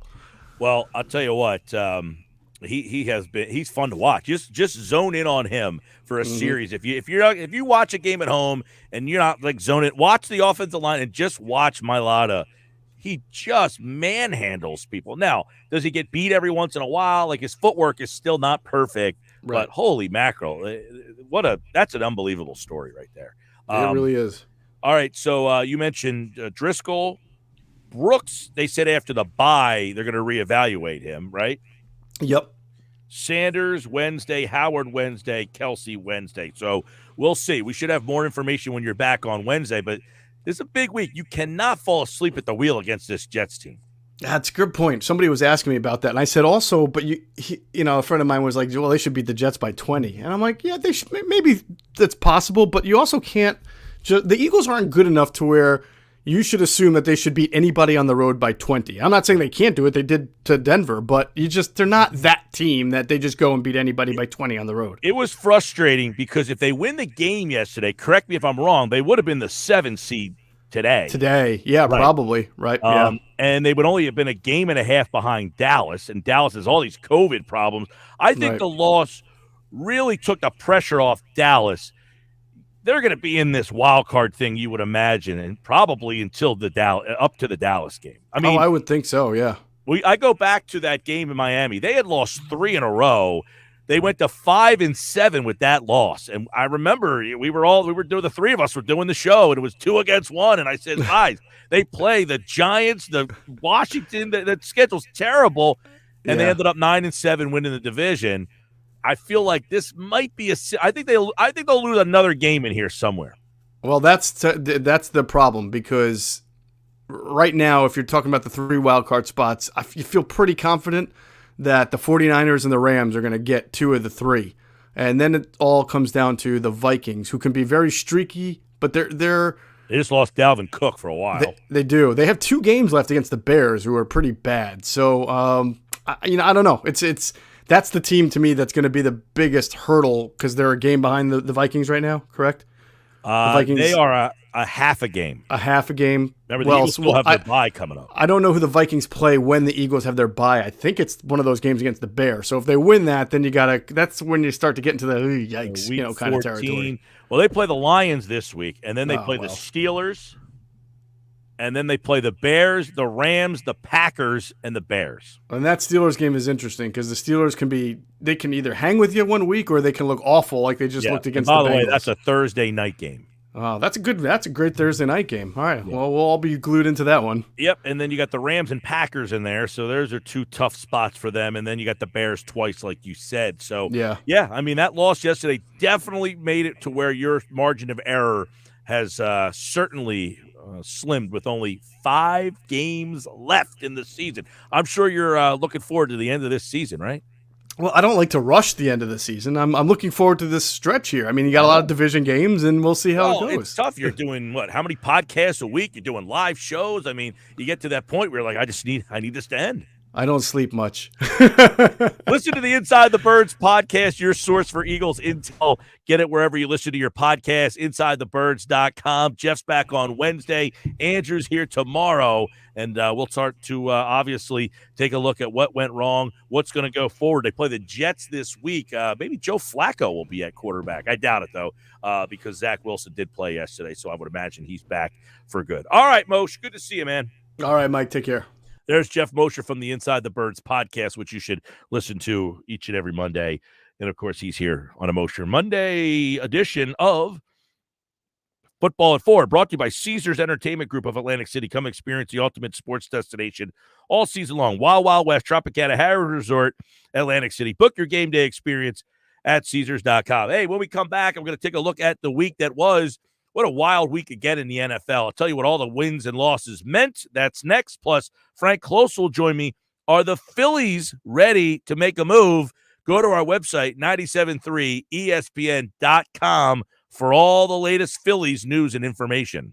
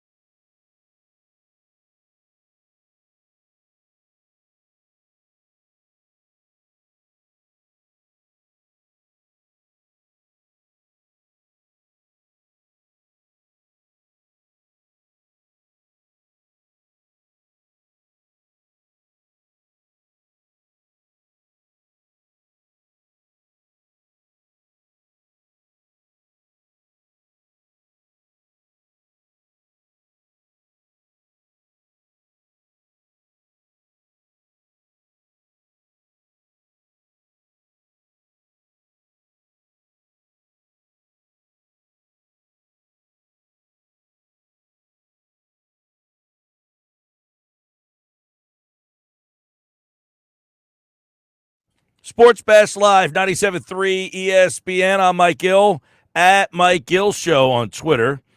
This hour brought to you by PropSwap, America's sports betting marketplace. Sell your sports bets and take your profit. Find out how at PropSwap.com. Download the PropSwap app today. Taking a look at everything that happened in the NFL this weekend. Let me take a look at some of the crazy stuff. All right, Bengals all over Pittsburgh. They win 41-10. Am I supposed to buy into the Bengals now? Well, you haven't bought into them so far. Why should you buy into them now? 7-4. I mean, in that AFC, they're finally separating themselves. But I mean, they beat the Steelers. Like, does that really impress you? Not beat the Raiders the week necessarily. before. Not necessarily, but I mean, the Bengals are one of those teams that, like, historically, they just haven't been able to beat the Bengals. I mean, the Steelers. They haven't been able to win that type of game, and now they didn't only win it. They were up like 31-3 at half. Sure, they crushed them. I hear that. It could be the first time all year I put them in tomorrow. Stay tuned for that. Hey, that would be a little shocking.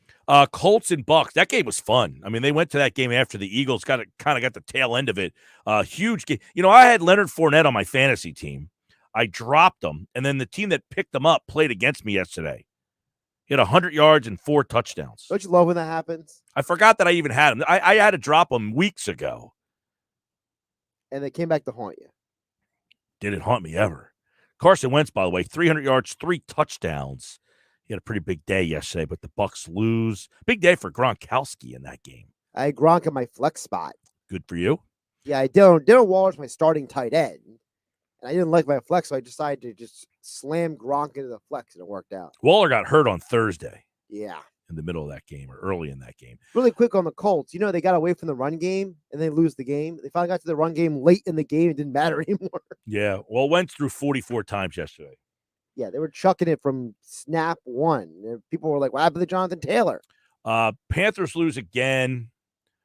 Dolphins now, their pick is actually worse than the Eagles draft pick. Did you know that?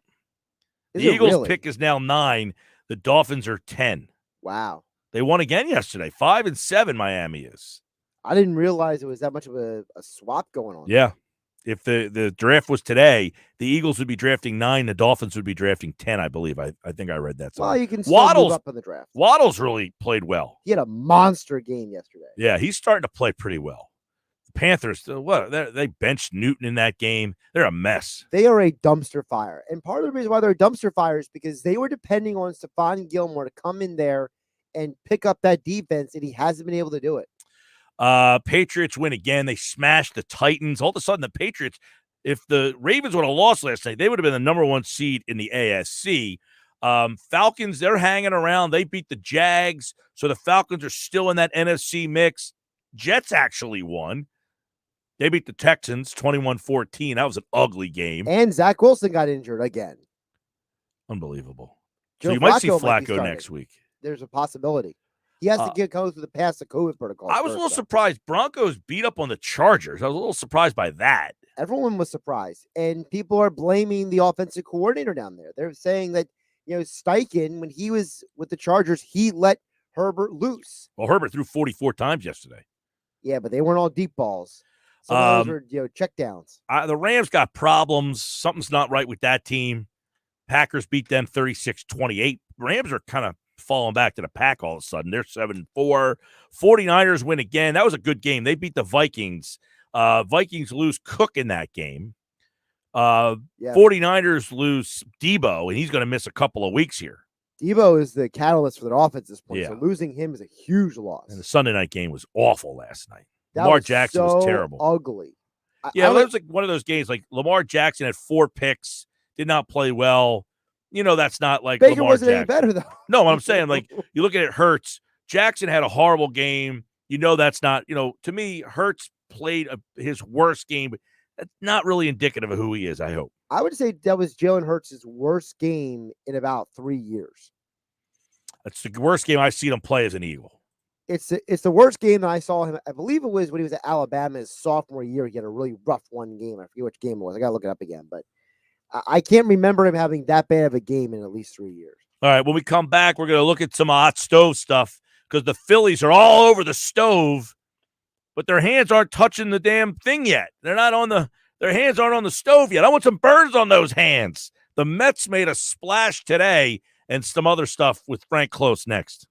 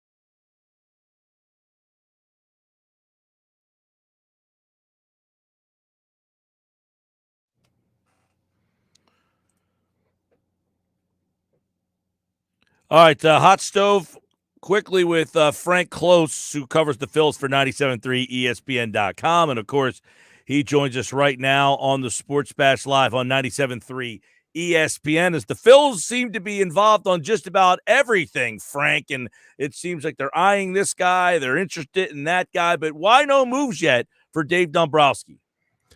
Well, I must remind everybody that despite the sky seeming like it's falling, there are still 5 months left before the season begins. So there's still time. There's only been about 10 players to sign so far. The latest was Corey Seager getting 10 years from the Texas Rangers and $325 million. Lots of money being thrown around, money that exceeds everybody's expectations. So I don't know if the Phillies wanted to be in on those guys. I don't think they can afford $32.5 million a year for the Corey Seagers of the world, or even the 40.3 or $43.33 million or whatever it is that Max Scherzer just got from the Mets. So, the types of players that they're interested in, right-handed bats to bat behind Bryce Harper, they seem to be in that market. But Starling Marte, I guess, would be the exception for somebody that they had interest but signed. But again, Starling Marte is an old guy in baseball years. So a lot of these deals are going to be very risky for these teams. Let's talk real quick about some of the guys that are being talked about today. Nick Castellanos is a power bat, right-handed bat. Does he fit the mold? Where would he fit on the list of guys they're looking at? I like the fit of other players better. I think Chris Bryan tends to fit better than Nick Castellanos. One thing that we're hearing out there is that Nick Castellanos wants a 7-year deal. If I'm the Phillies with the makeup of a lot of their other contracts, I don't know that he's the type of player I would want to go 7 years on, presumably for some big money. But he would be good, at least for next year, looking at the lineup, looking at that need for a right-handed bat to bat behind Bryce Harper, one that will produce and protect him in the lineup. But, I tend to think Chris Bryant is the better fit, especially going into next year where there's probably, we don't know for certain yet, probably going to be a designated hitter. And the fact that Bryant can play third base, he can play left field, you can throw him in center for a moment if you need him. He's not a solution in center field, but, someone like him I think would be good sense with the DH, because then you can rotate the days off in the field and then have your designated hitter spot, give guys a refresher. Plus, Alec Boehm, of course, Rhys Hoskins, we've talked about that ad nauseum about their defense. So having someone that could be another option at third base would be nice too. Chris Bryant would fit that mold. Yeah, I think Chris Bryant is the better fit for the Phillies if you're comparing him to Castellanos. But at the end of the day, they still have to come to terms with him. Certainly, Chris Bryant has an advocate on the Phillies and Bryce Harper. They've been longtime friends. They grew up near each other. So, of course, the money would have to be right, but the Mariners seem to be in on Bryant too. Chris Taylor's another name that has popped up. Yeah, Chris Taylor is a nice piece. I feel like he's going to be paid way too much money for what he is, but he's been that versatile guy. You can start him in shortstop one day and put him in center field the next. I think the Phillies would be looking at him mainly to play center field because, of course, the Phillies need a center fielder, cutting even Roman Quinn loose today, although it seems like they're willing to move on from anybody that played that position last year. So, but maybe as a center fielder, Taylor would join the Phillies, but you can plug him in anywhere. Also, Kyle Schwarber's name has come up. Now, he's left-handed, not a great defensive player. Yeah, finding a fit for him on the field is the hard part. He's definitely a liability in the outfield. It's been years since he caught, so you don't even want him to catch when the days come that Real Muto has a day off. But putting him in left will be hard. They don't want to commit to a full-time designated hitter. It sounds like they'd rather give the guys on the field the days off, the Real Mutos, the Hoskins, et cetera, et cetera. So I don't love the fit of Schwarber. He'd be nice to have, but it would have to be a good price. Yeah, he had 31 homers in like 115 games last year. I mean, he's got plenty of pop, but the problem is left-handed. You have him and Harper batting next to each other. You run into a lefty day, and you're having a tough day at the office. Of those four, who's most realistic? I think Bryant. I don't think Bryant's going to get the years and total dollars that some of these other guys are going to get. I always thought he was a nice fit. I'm going to add one more name here, although I just read from John Heyman that the Rockies might be back in. Trevor Story could be a nice fit on the Phillies as a right-handed bat. You could bat behind Harper. He's a younger player. You might have to go longer terms. Yeah, they have Bryson Stott as a shortstop prospect, but Stott could play second base. So The fact that they're not in on any of these big shortstops yet anyway, what does that say? I don't think they want to commit that kind of money for shortstop. It's a lot of money, especially when they have these long-term commitments. I imagine if Seager got that much money, Carlos Correa is going to get something really close, probably from the Dodgers next. And I just don't think they want to shop in that market. But maybe they'll let the people with the biggest bucks spend all their money and then see what's left. Now, the nice thing is they don't absolutely need a shortstop per se, as they have. Well, maybe they'll get something out of Didi if he's healthy next year. They have Stott coming up. They could be okay for a while at shortstop. So that's why I think we're hearing more about the outfielders than the shortstops. But, there's a lot of shortstops on this market. So yeah, we kept hearing they're going to be a big player for this big shortstop class. They haven't been tied to any of them. I'll tell you this, though. Bryson Stott really impressed people in the Arizona Fall League, like big time. So okay. Now I know it's just one win with just one Fall League that he played in, but everybody that was there just was really raving about Bryson Stott. I even heard the Pirates' top prospect on a national show saying, "Oh yeah," he was asked the question, "Did anybody there just totally wow you?" He said, "Oh, Bryson Stott of the Phillies." So I think that they're really, really impressed with him. They were impressed with Logan O'Hoppe, which made them feel better about cutting Andrew Knapp. So, if the Fall League means something, then they could be okay at that position next year. Hey, Hector Neris is no longer here. I know a lot of he was very polarizing, but 74 appearances is the all-time strikeout leader in your bullpen. It's a lot of appearances and innings you need to replace now from a bullpen that's already pretty lousy. That's very true. It sounds like the Phillies took a stand that they were not going to sign him to be a closer. They did not want to give him closer money. He ended up getting $8.5 million a year, which is top shelf, next man up in the bullpen to a closer kind of money. I expect them to spend it on somebody. I think they will miss Neris, and I think Phillies fans definitely did not appreciate him. I would say not appreciate him as much. I think we figured out that he wasn't the closer solution. But last year, as a middle reliever, he was incredibly valuable for this Phillies team, and I think just think about all the games that he came in. Now that need the 74 games that he came in that are now someone else has to pitch those innings, and they don't have him yet. Who's still out there that they could bring in to replace him? That's a tough one. A lot of the top relievers are going. I honestly can't give you an answer right now as to who that is. They look like they've been trying to figure out the closer position. The trade rumors have been looking into the likes of Kimbrel or even Josh Hader of the Milwaukee Brewers. Of course, if you get Hader at the back end of your bullpen, you feel a lot better about the bullpen. But that next man up in the bullpen role is kind of hard to fill, and they might have to be the team that gets creative to fill that. Maybe a trade, maybe I don't know, convert a starter. Usually the guys that fill those roles were failed starters. So if you find the right guy to do that, it's although it's not something the Phillies have had success doing very much in recent years. No, that's where Dan Kennedy was a starter, and he ended up just going to the bullpen. He's a free agent, so he won't be back most likely anyway. So they got to really retool. Now, they brought in a bunch of cast-off arms this offseason. It seemed like they're going back down that road again. Well, what I think the Phillies have done is when they had roster room. So when they see a player that's on waivers, they grab them. What often happens to players like that is when you sign players later, then now that they're under your control, you try to slip them through waivers and keep them in your system as depth. So a lot of these guys that the Phillies have claimed, they will also designate for assignment, although some of them they'll hope slip through waivers and remain in the organization. Frank Close, go to 97.3 ESPN.com. The Phillies, all the news right now. They seem to be in on every outfielder, but nobody signed yet. Max Scherzer, he signs with the Mets. That's the big deal today. They also got Sterling Marte over the weekend. We'll see what else happens. Impending lockout is coming December the 1st, so we'll see if the Phillies make a move before then. Frank, good to see you, man. Good to talk to you, Mike. All right, there's Frank Close. He'll have all the news on the Phillies offseason. Go to 97.3 ESPN.com for all of that. Frank Close, of course, our Phillies insider for 97.3 ESPN.com. He'll be with us throughout the offseason. And, of course, the 2022 season will be here before you know it. Spring training, just a couple months away now. Got to book my flight.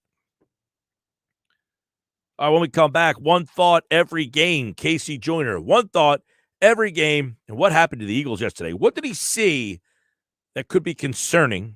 Or, just a 1 week blip on the radar? We'll ask NFL insider Casey Joyner from The Athletic and the Philadelphia Inquirer. when he joins us for one thought on every game coming up next. In this hour of the show, we want to thank our friends at Prop Swap, America's sports betting marketplace. Sell your sports bets and take your profit. Find out how. Go to PropSwap.com or download the PropSwap app today. I'm Mike Gill. This is the Sports Bash.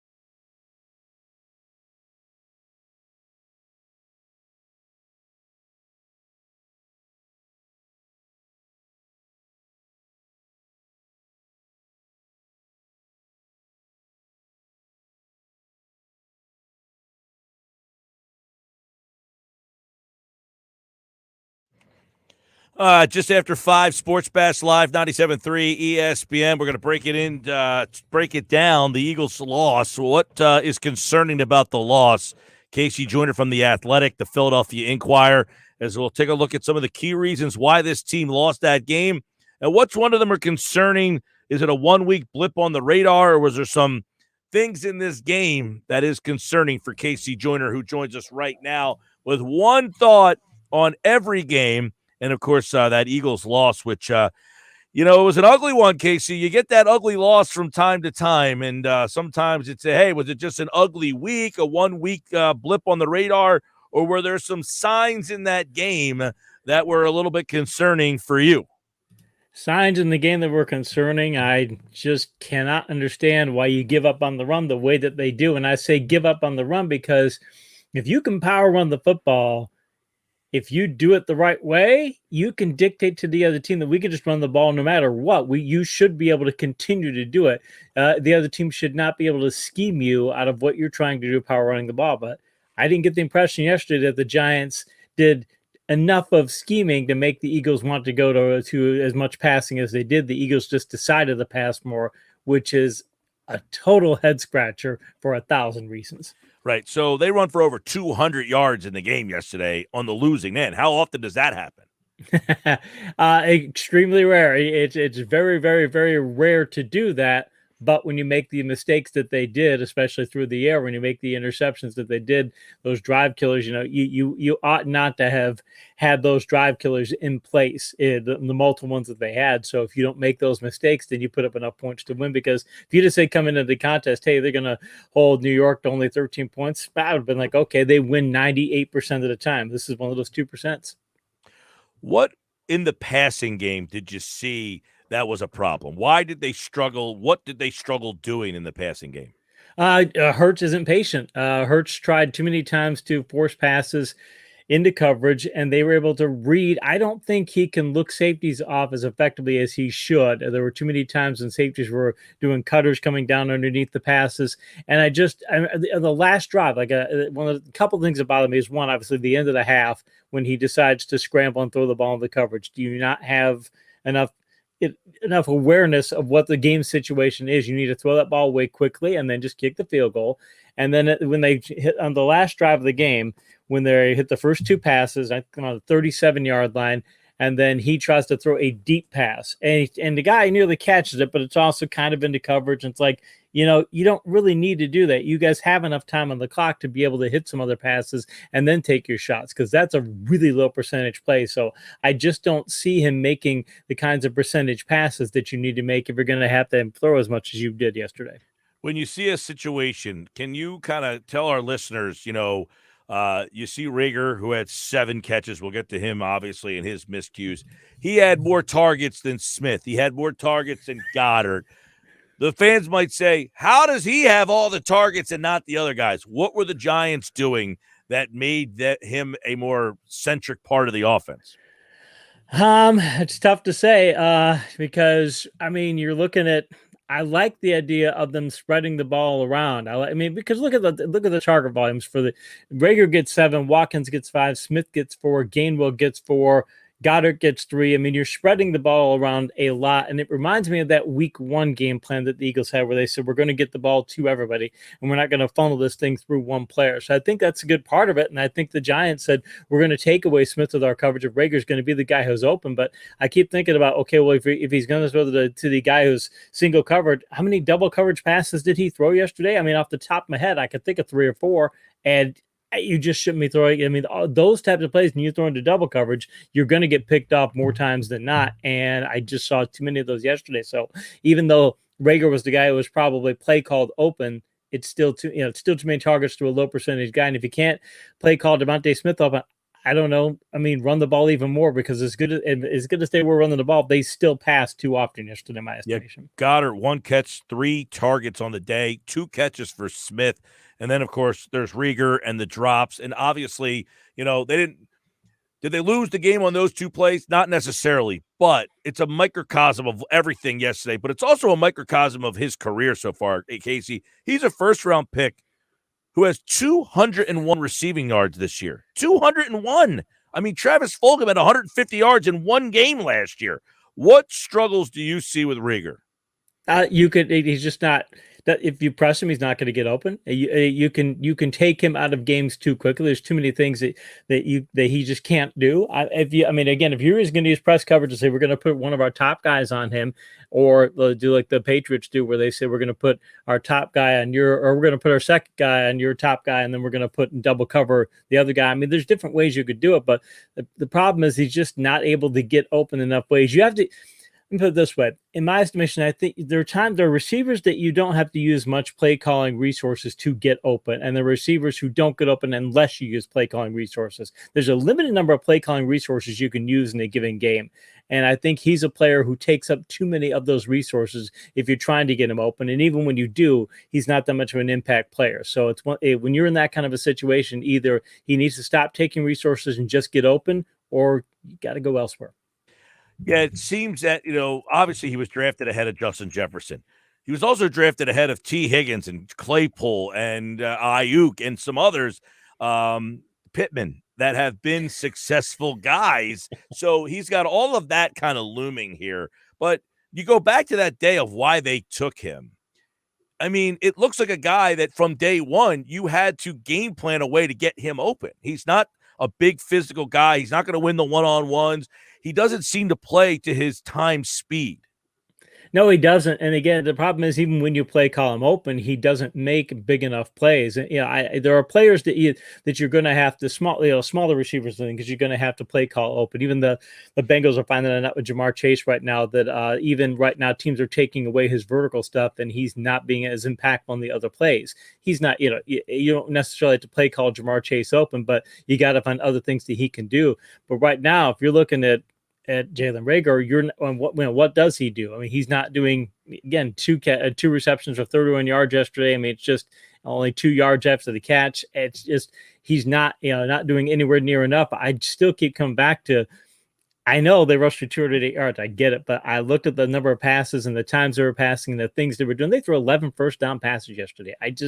It's not a huge number, but I'm still not a big fan of it. And they only gained 1.9 yards per pass on those first down passes. You're getting yourself in second and long far too often. I just keep looking at that going, that was a game where they could have rushed the ball 40 or 45 times to take some of those passes away. And then we're probably not talking about Reagor. We're probably talking about getting a very close win. But instead they decided to throw the ball a bit more, and it still makes me question why, guys, if you can rush the ball 30 times and it works, and you're rushing the ball 40 times and it works, keep throwing that fastball until you get them all out, because when you go into the passing game, you're doing what this team doesn't do well. 4.2 yards per attempt. You shouldn't be throwing the ball 31 times. Yeah, and then there's the offensive line situation. They did score a touchdown that got called back, and the impact of losing Kelsey yesterday for that period of time, they really couldn't get anything going with Kelsey out.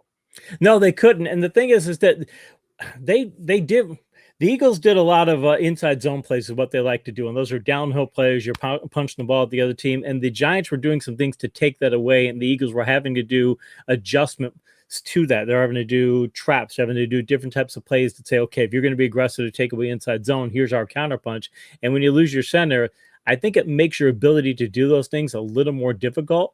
But having said that, I got the best offensive line coach in the league. They've got still really good offensive linemen, in play around Kelsey. So, and you've got the zone read options that you could do a lot of those things. I still saw opportunities where I'm seeing, or okay, you're throwing the ball there. They didn't give you a look that would have said you should throw the ball, that was favorable to throw the football. Why are you doing that? And they weren't throwing the passes. They weren't throwing. They were like saying, okay, we're going to go screens and things of that nature to just basically turn pass plays and run plays, doing some RPOs. But a lot of their plays were, okay, we're going to run full concept plays and attack downfield. I'm just thinking, again, you're getting 4.2 yards per attempt on the game. Why are you throwing any more than 20 passes?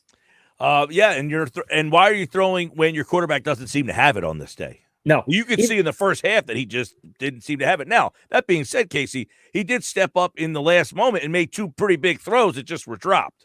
Yeah, he did. Agreed. He did. He made some big throws that were dropped, but you could even see it's a non-scientific approach, but you could see his body language on that last drive. You're watching him, and I just watched a replay of the game right before the show. And he did not look like a guy we're gonna go down there and score. He looked like I'm gonna have to throw the ball to win here. Like, I think that, and I don't think it's a lack of confidence on his part. I think it's okay, well, who am I going to throw to here? Because we're not getting Devontae open. I mean, am I throwing to Quez? Am I throwing to Jalen? I mean, I'm throwing to these guys. I think if he had better receivers, he might have felt more confident. So I didn't get the sense that he had the confidence that this offense is going to drive downfield, which the other players will read up on that. All right, real quick on Rieger today. Obviously, Sirianni was asked about him, and he said that he gives them the best chance to win. They want to put the best players out there. I mean, obviously, Ward had a drop yesterday, so it's hard to mention him, but that's not what Ward's known for. He's known for being short-handed, not being explosive. Is Ward a better option, or do you stick with Rieger? Does he give the Eagles offense a better shot? I would want the higher percentage option because it's you want the big plays in the passing game, but the Eagles, their passing game should be a counter punch only. It should not be we're going to go there automatically. They've got enough adjustments they can make if you're going to try and stop their ground game where they can still keep the ground game going. And the thing is that here's the thing: when you're a run-based offense like the Eagles are, the run offensive line coach will tell you the one thing the run game does is you don't get any negatives in the run game. You never want a negative, and you shouldn't get it if you do that well. When you're throwing as badly as they are on some of those first down plays, because again, on their first down passes in this contest, the Eagles were, I believe, they only had they gained a very, very small amount of yards per play here on first downs. I think it was like 1.2 yards per pass on a first down play. Those count as negative plays in my book. It's 1.91 yards. They were 4-11 for 21 yards on first down passes. When you're doing that, it's like getting a negative play in the ground game. So I keep looking at that going, yeah, he gives you your best chance to win. But if you are going to go to the passing game, don't worry about getting the big play guy out there. Build your entire offense around that high percentage stuff and get the big plays when they're available. All right, let's go. One thought every game. Casey Joyner from The Athletic. We'll go back to Thursday real quick. Chicago beats Detroit in a really ugly game. Very ugly game. Detroit, hey, coaching cost them that game. Bad plays did too on defense and things, but they had a chance to win that game in some really questionable clock management, really questionable timeouts at the end of the game, a number of different things they did. That should have been their first win. And mind you, Matt Nagy, if they would have lost that game, who knows if he gets fired, but he didn't win that game. Detroit lost it. A lot of flags in the afternoon game, but Vegas wins in overtime, 36-33, most watched game in like 21 years or something like that, as Dallas loses again, a shorthanded Dallas team. Shorthanded Dallas team. I think it's the most watched game since 1990, which is incredible. I mean, and again, it's a good matchup, but I wouldn't have expected that matchup's going to be your best one. Right. Ugly game. They both the penalties were not because of flag happy refs. It was because these teams get called for a lot of penalties because they don't play that well. But Dallas, if they're going to get into shootout games like that, they're 50-50 propositions, and the Cowboys offense isn't good enough to win enough of them. So give the Raiders credit for turning into a game the Cowboys didn't like. Buffalo dominates in New Orleans. It looks like the Saints are going to make a quarterback change, but Buffalo back on the winning track. They need to. Buffalo's defense looked really good. I hate they lose Tre'Davious White. I mean, that's a huge injury for them. But New Orleans just doesn't have anything on offense. And the Bills, and they lose White, their defense is still really good. But I think they're going to end up getting into some high-scoring games of their own because that defense is not the same without him. All right, one thought every game. Sunday, Pittsburgh, awful. 31-3 down at half. They lose 41-10. The Bengals up to 7 wins. The Bengals also calling out one of their players. I was just watching a YouTube video. One of their players was calling out the Steelers for quitting at the end of the game. And you get the impression that the Steelers, Al Davis used to say that coaches only had about 10 years in the league because after that time, the players started to tune the coaches out. And I'm getting the sense that maybe the Steelers players are starting to tune out Mike Tomlin a bit. And if that's the case, it would be amazing. But if they collapsed it toward the end of the year, I don't know that they don't have to make a change because they made a bunch of coaching changes this offseason and they're not working. Yeah, it feels very Andy Reid-ish with the Eagles there. It's just, hey, it just might be time to get your voice heard by somebody else. One thought every game. Great game. Indianapolis and Tampa Bay. Back and forth they went. Wentz goes over 300. They stopped running the ball and they lost. Yeah, they did. And Tampa's got a really strong front seven. They're the type of team that can make you have to get away from the ground game. But when I was picking that game, though, I kept thinking, okay, everything is pretty even in this contest. And I thought about Wentz versus Brady, and I said, I'm taking Brady in that one because Wentz is just going to make just enough mistakes. And the Colts have a very good defense, but I think they can tend to get in these sorts of shootouts. And I think that Wentz is not the kind of guy who's going to win enough of them. All right, one thought every game. What's going on with Carolina? And all of a sudden, Miami's pick is actually worse than Philly's. It is, and the Miami defense is playing really, really, really good right now. I read an article for The Athletic on fantasy and then telling people to pick up that DST because they're going to be really good down the stretch. But Carolina, no offense and now no CMC, and they benched Cam Newton, and everything looked good last week, and now it looks like that thing's going to fall apart because that might be the worst offense in the league right now. Here come the Patriots. They win again, and this time they beat the Titans, and the Titans are starting to really fall apart. They are. And injuries, you feel bad about Titans because Julio's out, and then AJ is out, and then obviously Henry's out. I mean, they're losing all of their offensive weapons. They played hard on defense for a while, and they've got a very good defense. But look at Jones throws for 310, and the Patriots have that two-headed running game, and their defense is playing lights out. I think they're the best team in the league right now. One thought every game. Atlanta, Jacksonville, Atlanta's staying alive. They are, and you got to give them credit. They've got good coaching, and they've got they finally get Cordero Patterson back, and that gives them some big playability in their offense. And the Jaguars, they're the Jaguars. They still just can't get anything going on offense. No matter how much talent they add, they still just can't get it going. And the Jaguars they look like a tired team, like they're ready for this season to be over with. Atlanta wins 21-14. Jets beat the Texans 21-14, the two just terrible teams. But the Eagles will play the Jets next week, and Zach Wilson got hurt again. Yeah, and the Jets, I mean, give them credit for Michael Carter goes out, and they've got to go with the rotation at running back, and it works for them. Houston, I'm amazed because Tyrod Taylor looked great early in the year, first 6 quarters of the season. They get injured in the second quarter of the second game. And I thought when he came back, okay, they're going to be good. He was bad in the first game back. They had a bye. I figured, okay, he's getting, but he just looks terrible. He's not anywhere near the quarterback that he was. And they may need to make a quarterback change because they had a chance to win that game if they got good quarterback play, and they did. A little surprising. Denver all over the Chargers, 28-13. Herbert had a big day, but not enough. No, and the Chargers offensive line, we came into the season and they'd retooled their offensive line. Boy, this offensive line is going to be really great this year. They've been hit or miss, and this was a missed game for them. They allowed all kinds of pressure on Herbert. So as bad as, he had 303 yards. So, I mean, he put up some numbers, but he was under pressure all game long. And the Broncos, hey, they can run the football, and they play really good defense, and they're in the playoff hunt, which is, again, that old formula. We're the passing league today, but if you can run the ball and play good defense, you're still going to be a playoff contender. All right, one thought every game. Green Bay holds off the Rams. This one went back and forth, but the Rams, it just feels like they're missing something. It does.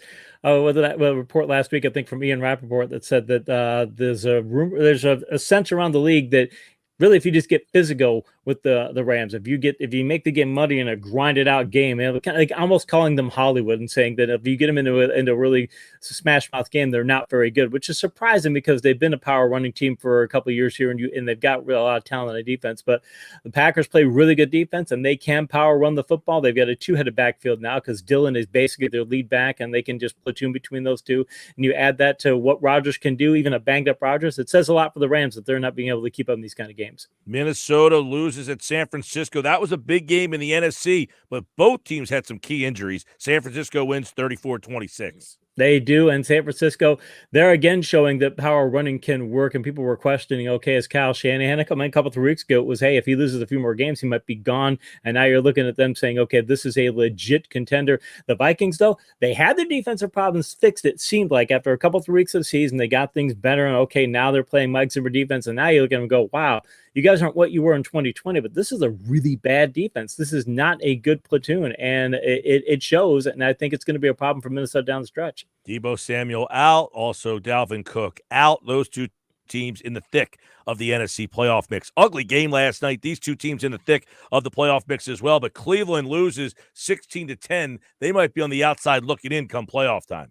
They might, a lot of infighting now, and they're a really banged up team. Conklin got hurt, their tackle got hurt, and Baker Mayfield with all that infighting they have there. But the point is that their offense just isn't getting anything done. The thing is, they still can run the football. They got Kareem Hunt back. Kareem Hunt did nothing yesterday. I think 7 carries for 20 yards and no receptions. But when he's healthy, they'll get a running game going. But you got to be able to do something in the passing game. You can't just do 0 most of the time if you want to get anywhere. And they can't. And teams are able to just really clamp down on their ground game and give Baltimore credit. Again, a game that they don't play very well in, and yet they find a way to make enough big plays. I think Baltimore is a flawed team, but right now they're the number 1 seed in the AFC. Yeah, right now, I think you said it, but who's the best AFC team for you? It's the Patriots, hands down. The Patriots right now they have more paths to win, which is a Belichick staple. They have more ways that they can beat you. They can beat you with the defense. They can beat you with the ground game. They can beat you with a very efficient passing game. Their kicking is fantastic. Nick Folk, the best kicker in the league right now, which brings me to mind what they used to do with their kicking game. So when you look at the ways that they're playing football and the things that they're doing and the depth that they have, I'm like, they're going to be the toughest out in the entire playoffs as things stand right now. All right. Tonight, you got one thought every game. Seattle is at Washington. Oh, I'll tell you what.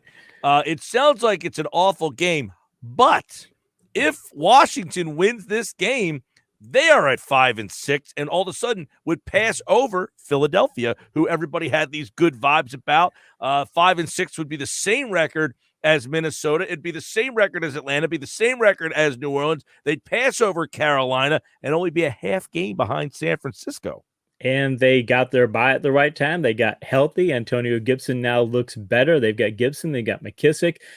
They still got to get more consistent quarterback play, but Seattle's terrible. I wrote about them in my article for The Athletic last week, and their vertical passing numbers, I think if I remember off the top of my head, but I believe over the past couple of games, Russell Wilson is 6 for 21 on vertical passes for like 2 yards per attempt or so. It's just these terrible numbers, and the receivers aren't getting open. When you look at why the incompletions are happening, it's just press coverage. The receivers are not getting open, and if they can't get open, if they don't have that vertical passing game, they're not going to go very far. So Seattle usually does well when they go on the East Coast, but I think Washington win this one.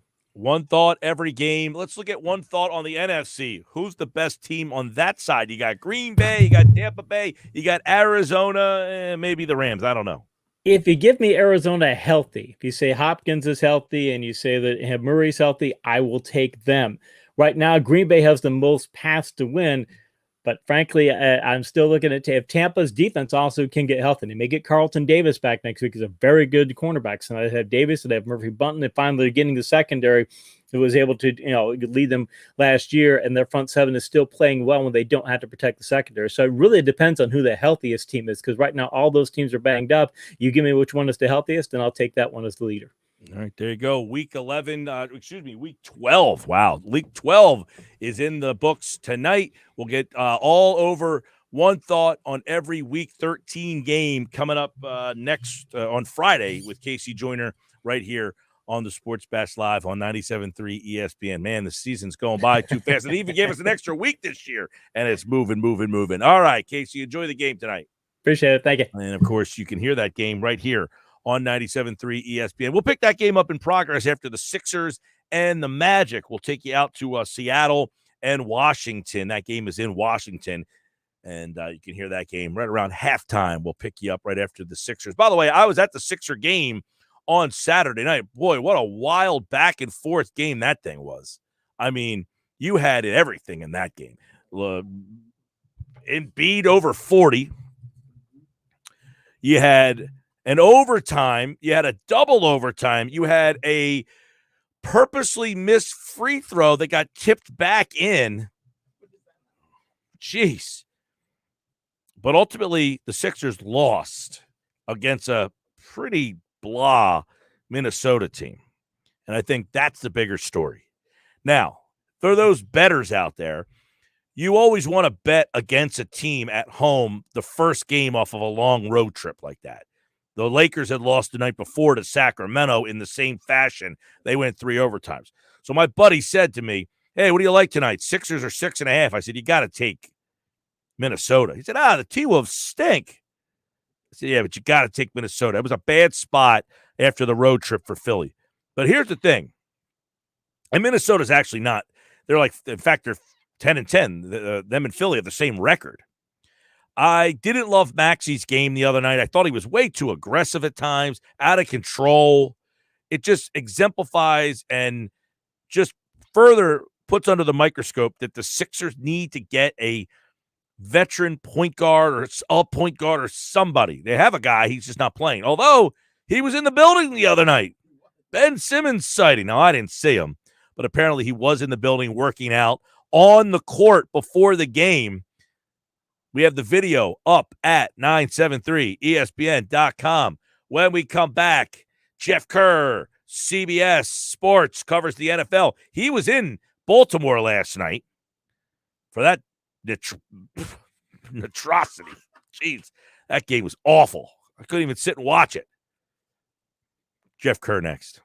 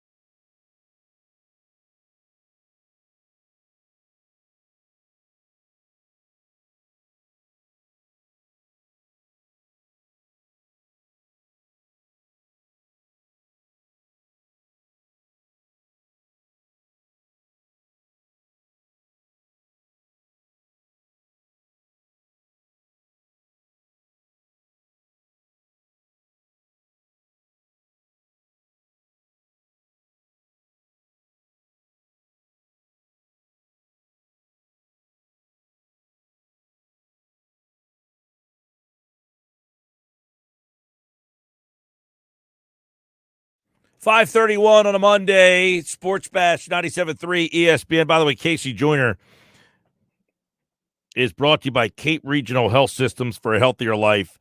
609-463-CAPE. That's one thought every game with Casey Joyner here on the Sports Bash. Check him out in The Athletic. Does a great job. And, of course, the Philadelphia Inquirer writes a weekly piece for them as well. Jeff Kerr covers the NFL. We'll go around the league, CBS Sports, as it was another wild one yesterday, Thursday as well. I think he was in Baltimore last night for the atrocity that was. The only game that set the Eagles game back was the game you were at last night, man. That was terrible, terrible football. You had a terrible performance by Lamar Jackson. You had a terrible performance by Jalen Hurts. Difference is Jackson's bad performance, his team won. Hurts' did not. Yeah, honestly, Mike, I only got to watch like a little bit of the Eagles game. I still have to rewatch the entire game. I decided to rewatch the end, but last night's game was I made the joke in the press box that Cleveland played like the year on their uniforms, 1946. That's how bad it was last night. They were not able to overcome Lamar Jackson's 4 interceptions, 3 of which were on 3 consecutive possessions. It was a sign of Lamar I'd never seen before, but the guy didn't get frustrated one bit, made the 2 plays he needed to in the third quarter. And when Baltimore scored that touchdown, I said to myself, I don't think Cleveland's going to score 13 points tonight. And lo and behold, they did, because Baltimore really shut down their running attack. Well, if you want to go through and watch another painful game, I mean, Philly, same thing, turned the ball over 4 times, and their defense played well. This just shows you where Baltimore is a little bit further along in the process than Philadelphia is. Philly made 4 mistakes, and it cost them. Baltimore made 4 mistakes, but they were good enough to clean them up. Yeah, and you know what the difference was, Mike? Philly didn't make the plays Baltimore needed. Jalen Hurts made 2 throws late in that game that should have won the Eagles the football game. And guess what? Jalen Reagor dropped them both. I mean, you make that throw on 4th down. It's 1st and goal at the 1 with 15 seconds left. You made the one throw he made to Jalen Reagor. Reagor has eyes closed. He has eyes closed, Mike. He catches it. It's a touchdown. Hurts is here. But they're driving late in the game. But before all that, Boston Scott fumbles. Just mistake after mistake after mistake. And I'm listening to the game on the radio going down to Baltimore, and I'm thinking to myself, what are they doing here? Like, this team, like, the Giants should be beating them by about 20 points, and they only have what ended up being the final, Mike? Was it 16-10? 13-7. Of 13-7, yeah. You know what? 16-10 was my final. That's it. So 13-7. So I'm thinking to myself, the Giants only have 13 points against this football team right now, and they have every chance to win. And what's crazy is until Reagor dropped that 4th down pass, I still felt the Eagles were going to win that football game. Yeah, well, listen, Philly got a touchdown called back on the holding call because, on Herbig.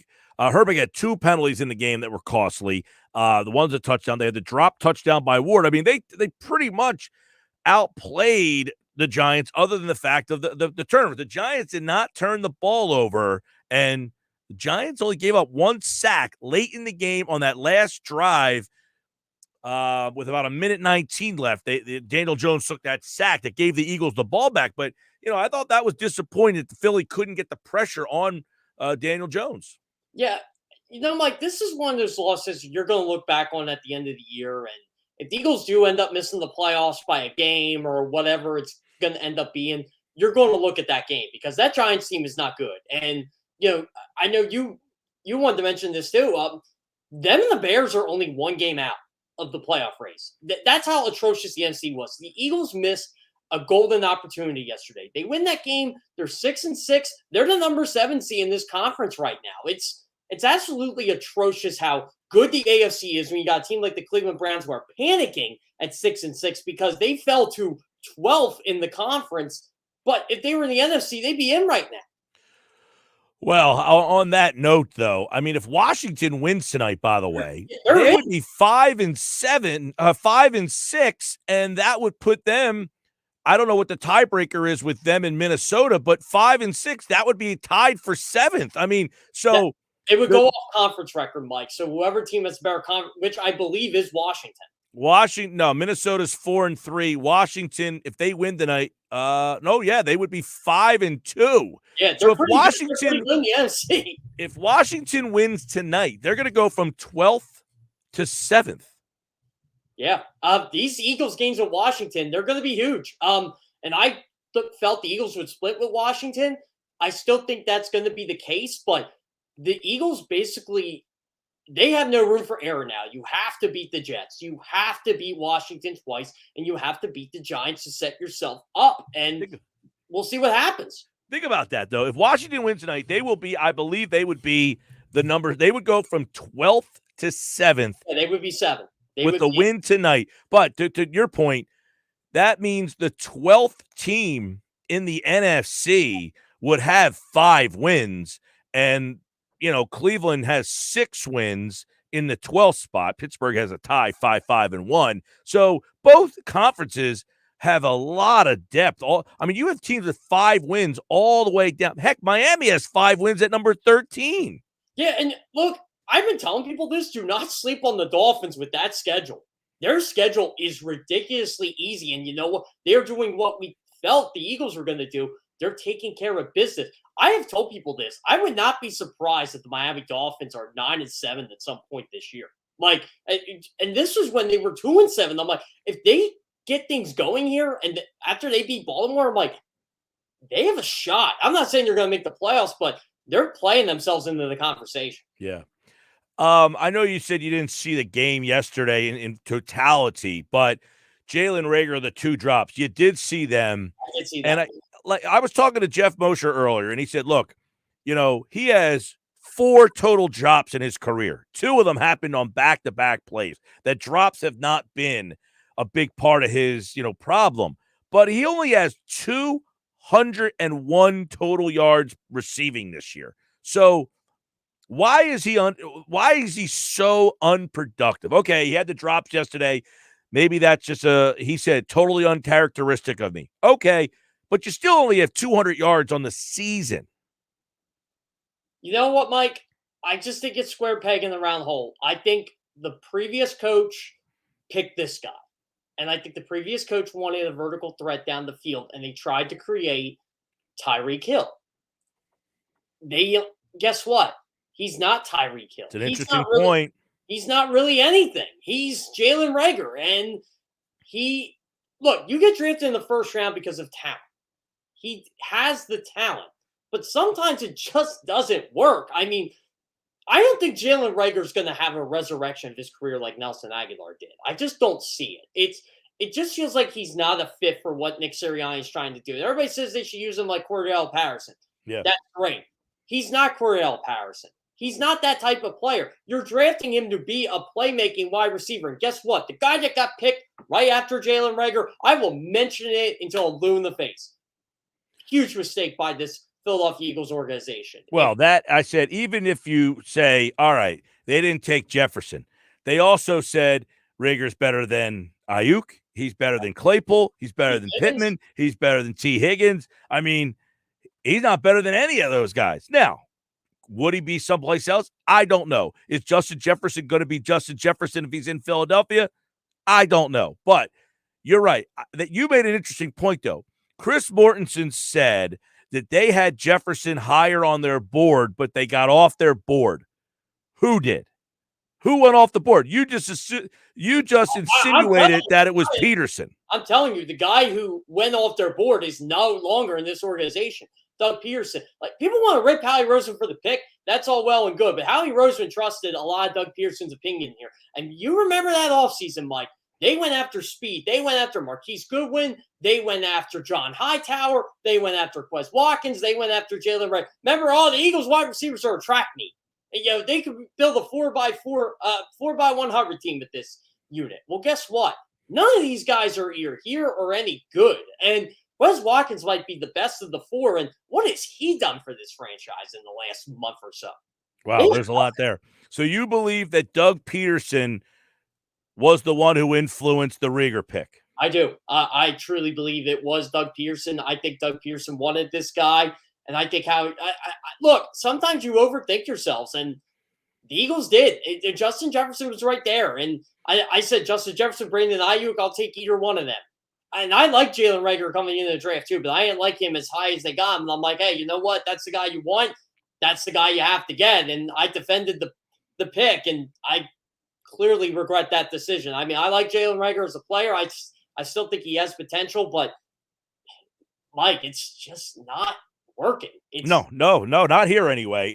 Most said the same thing. Hey, maybe he just needs to change the scenery. Look, Aguilar has gone on, had a decent year with the Raiders, having a decent year with the Patriots. He's not a stud. He's not a number one. But, hey, sometimes you just got to get out of here and move on. Doesn't seem like a fit here. Now, Moshe did bring up that maybe when Aguilar was at his best here was when they slid him into the slot, that maybe that's what Reagor needs to do. Maybe. I mean, you got to try whatever you can with this guy. It's clear they feel he's the best option. I just think they're trying to see if they have anything out of this guy, because are you really going to put in J.J. Arcega-Whiteside and Greg Ward for playing time? No. Look, J.J. Arcega-Whiteside is a loss. Here's my question on that, though, okay? He said today, Sirianni, Reagor gives us the best chance. When Ward has played, he's been more productive. I mean, yes. Reagor has 200 yards, 200 the whole year. In 23 games, he barely has 600. I don't even think he has 600 total yards of offense in 23 games. To perspective, Travis Fulgham played 5 games last year, meaningful. He had almost 500 yards in those games. I mean, he had 152 yards in one game. Reagor is just, I mean, if you're telling me he gives you is on the street right now, he can't even get a job. Right. So if you're telling me he gives you the best chance to win, what is the message to your other guys who have said, I played last year, Greg Ward, I played last year, I was more productive than this guy. You're telling me I can't get on the field? Different coach. I mean, that's really all it comes down to it. Different coach. I mean, look over time with a lot of players and coaches, especially in Philadelphia. Like Brett Barnett and Calvin Williams were great for Rich Kotite. Ray Rhodes didn't want anything to do with him. And matter of fact, he shipped them off. And, they didn't do much after that, but, he knew he had to upgrade at that position with the way he wanted to run his offense. They were not slant guys. And maybe that's it. Greg Ward's not a bubble screen guy. Jalen Reagor's not, really, he should be a bubble screen guy, but maybe that's not his game. It's just frustrating to me, Mike, because I defend Lamar Jackson left and right. It was hard to defend him last night, but I still say the same thing, and it applies to Jalen Hurts. How can you fairly judge this quarterback with the dreck he's got? Yeah. Well, I don't want to hear, you got Devonta Smith, Dallas Goedert, you can win with that. That's great. That's wonderful.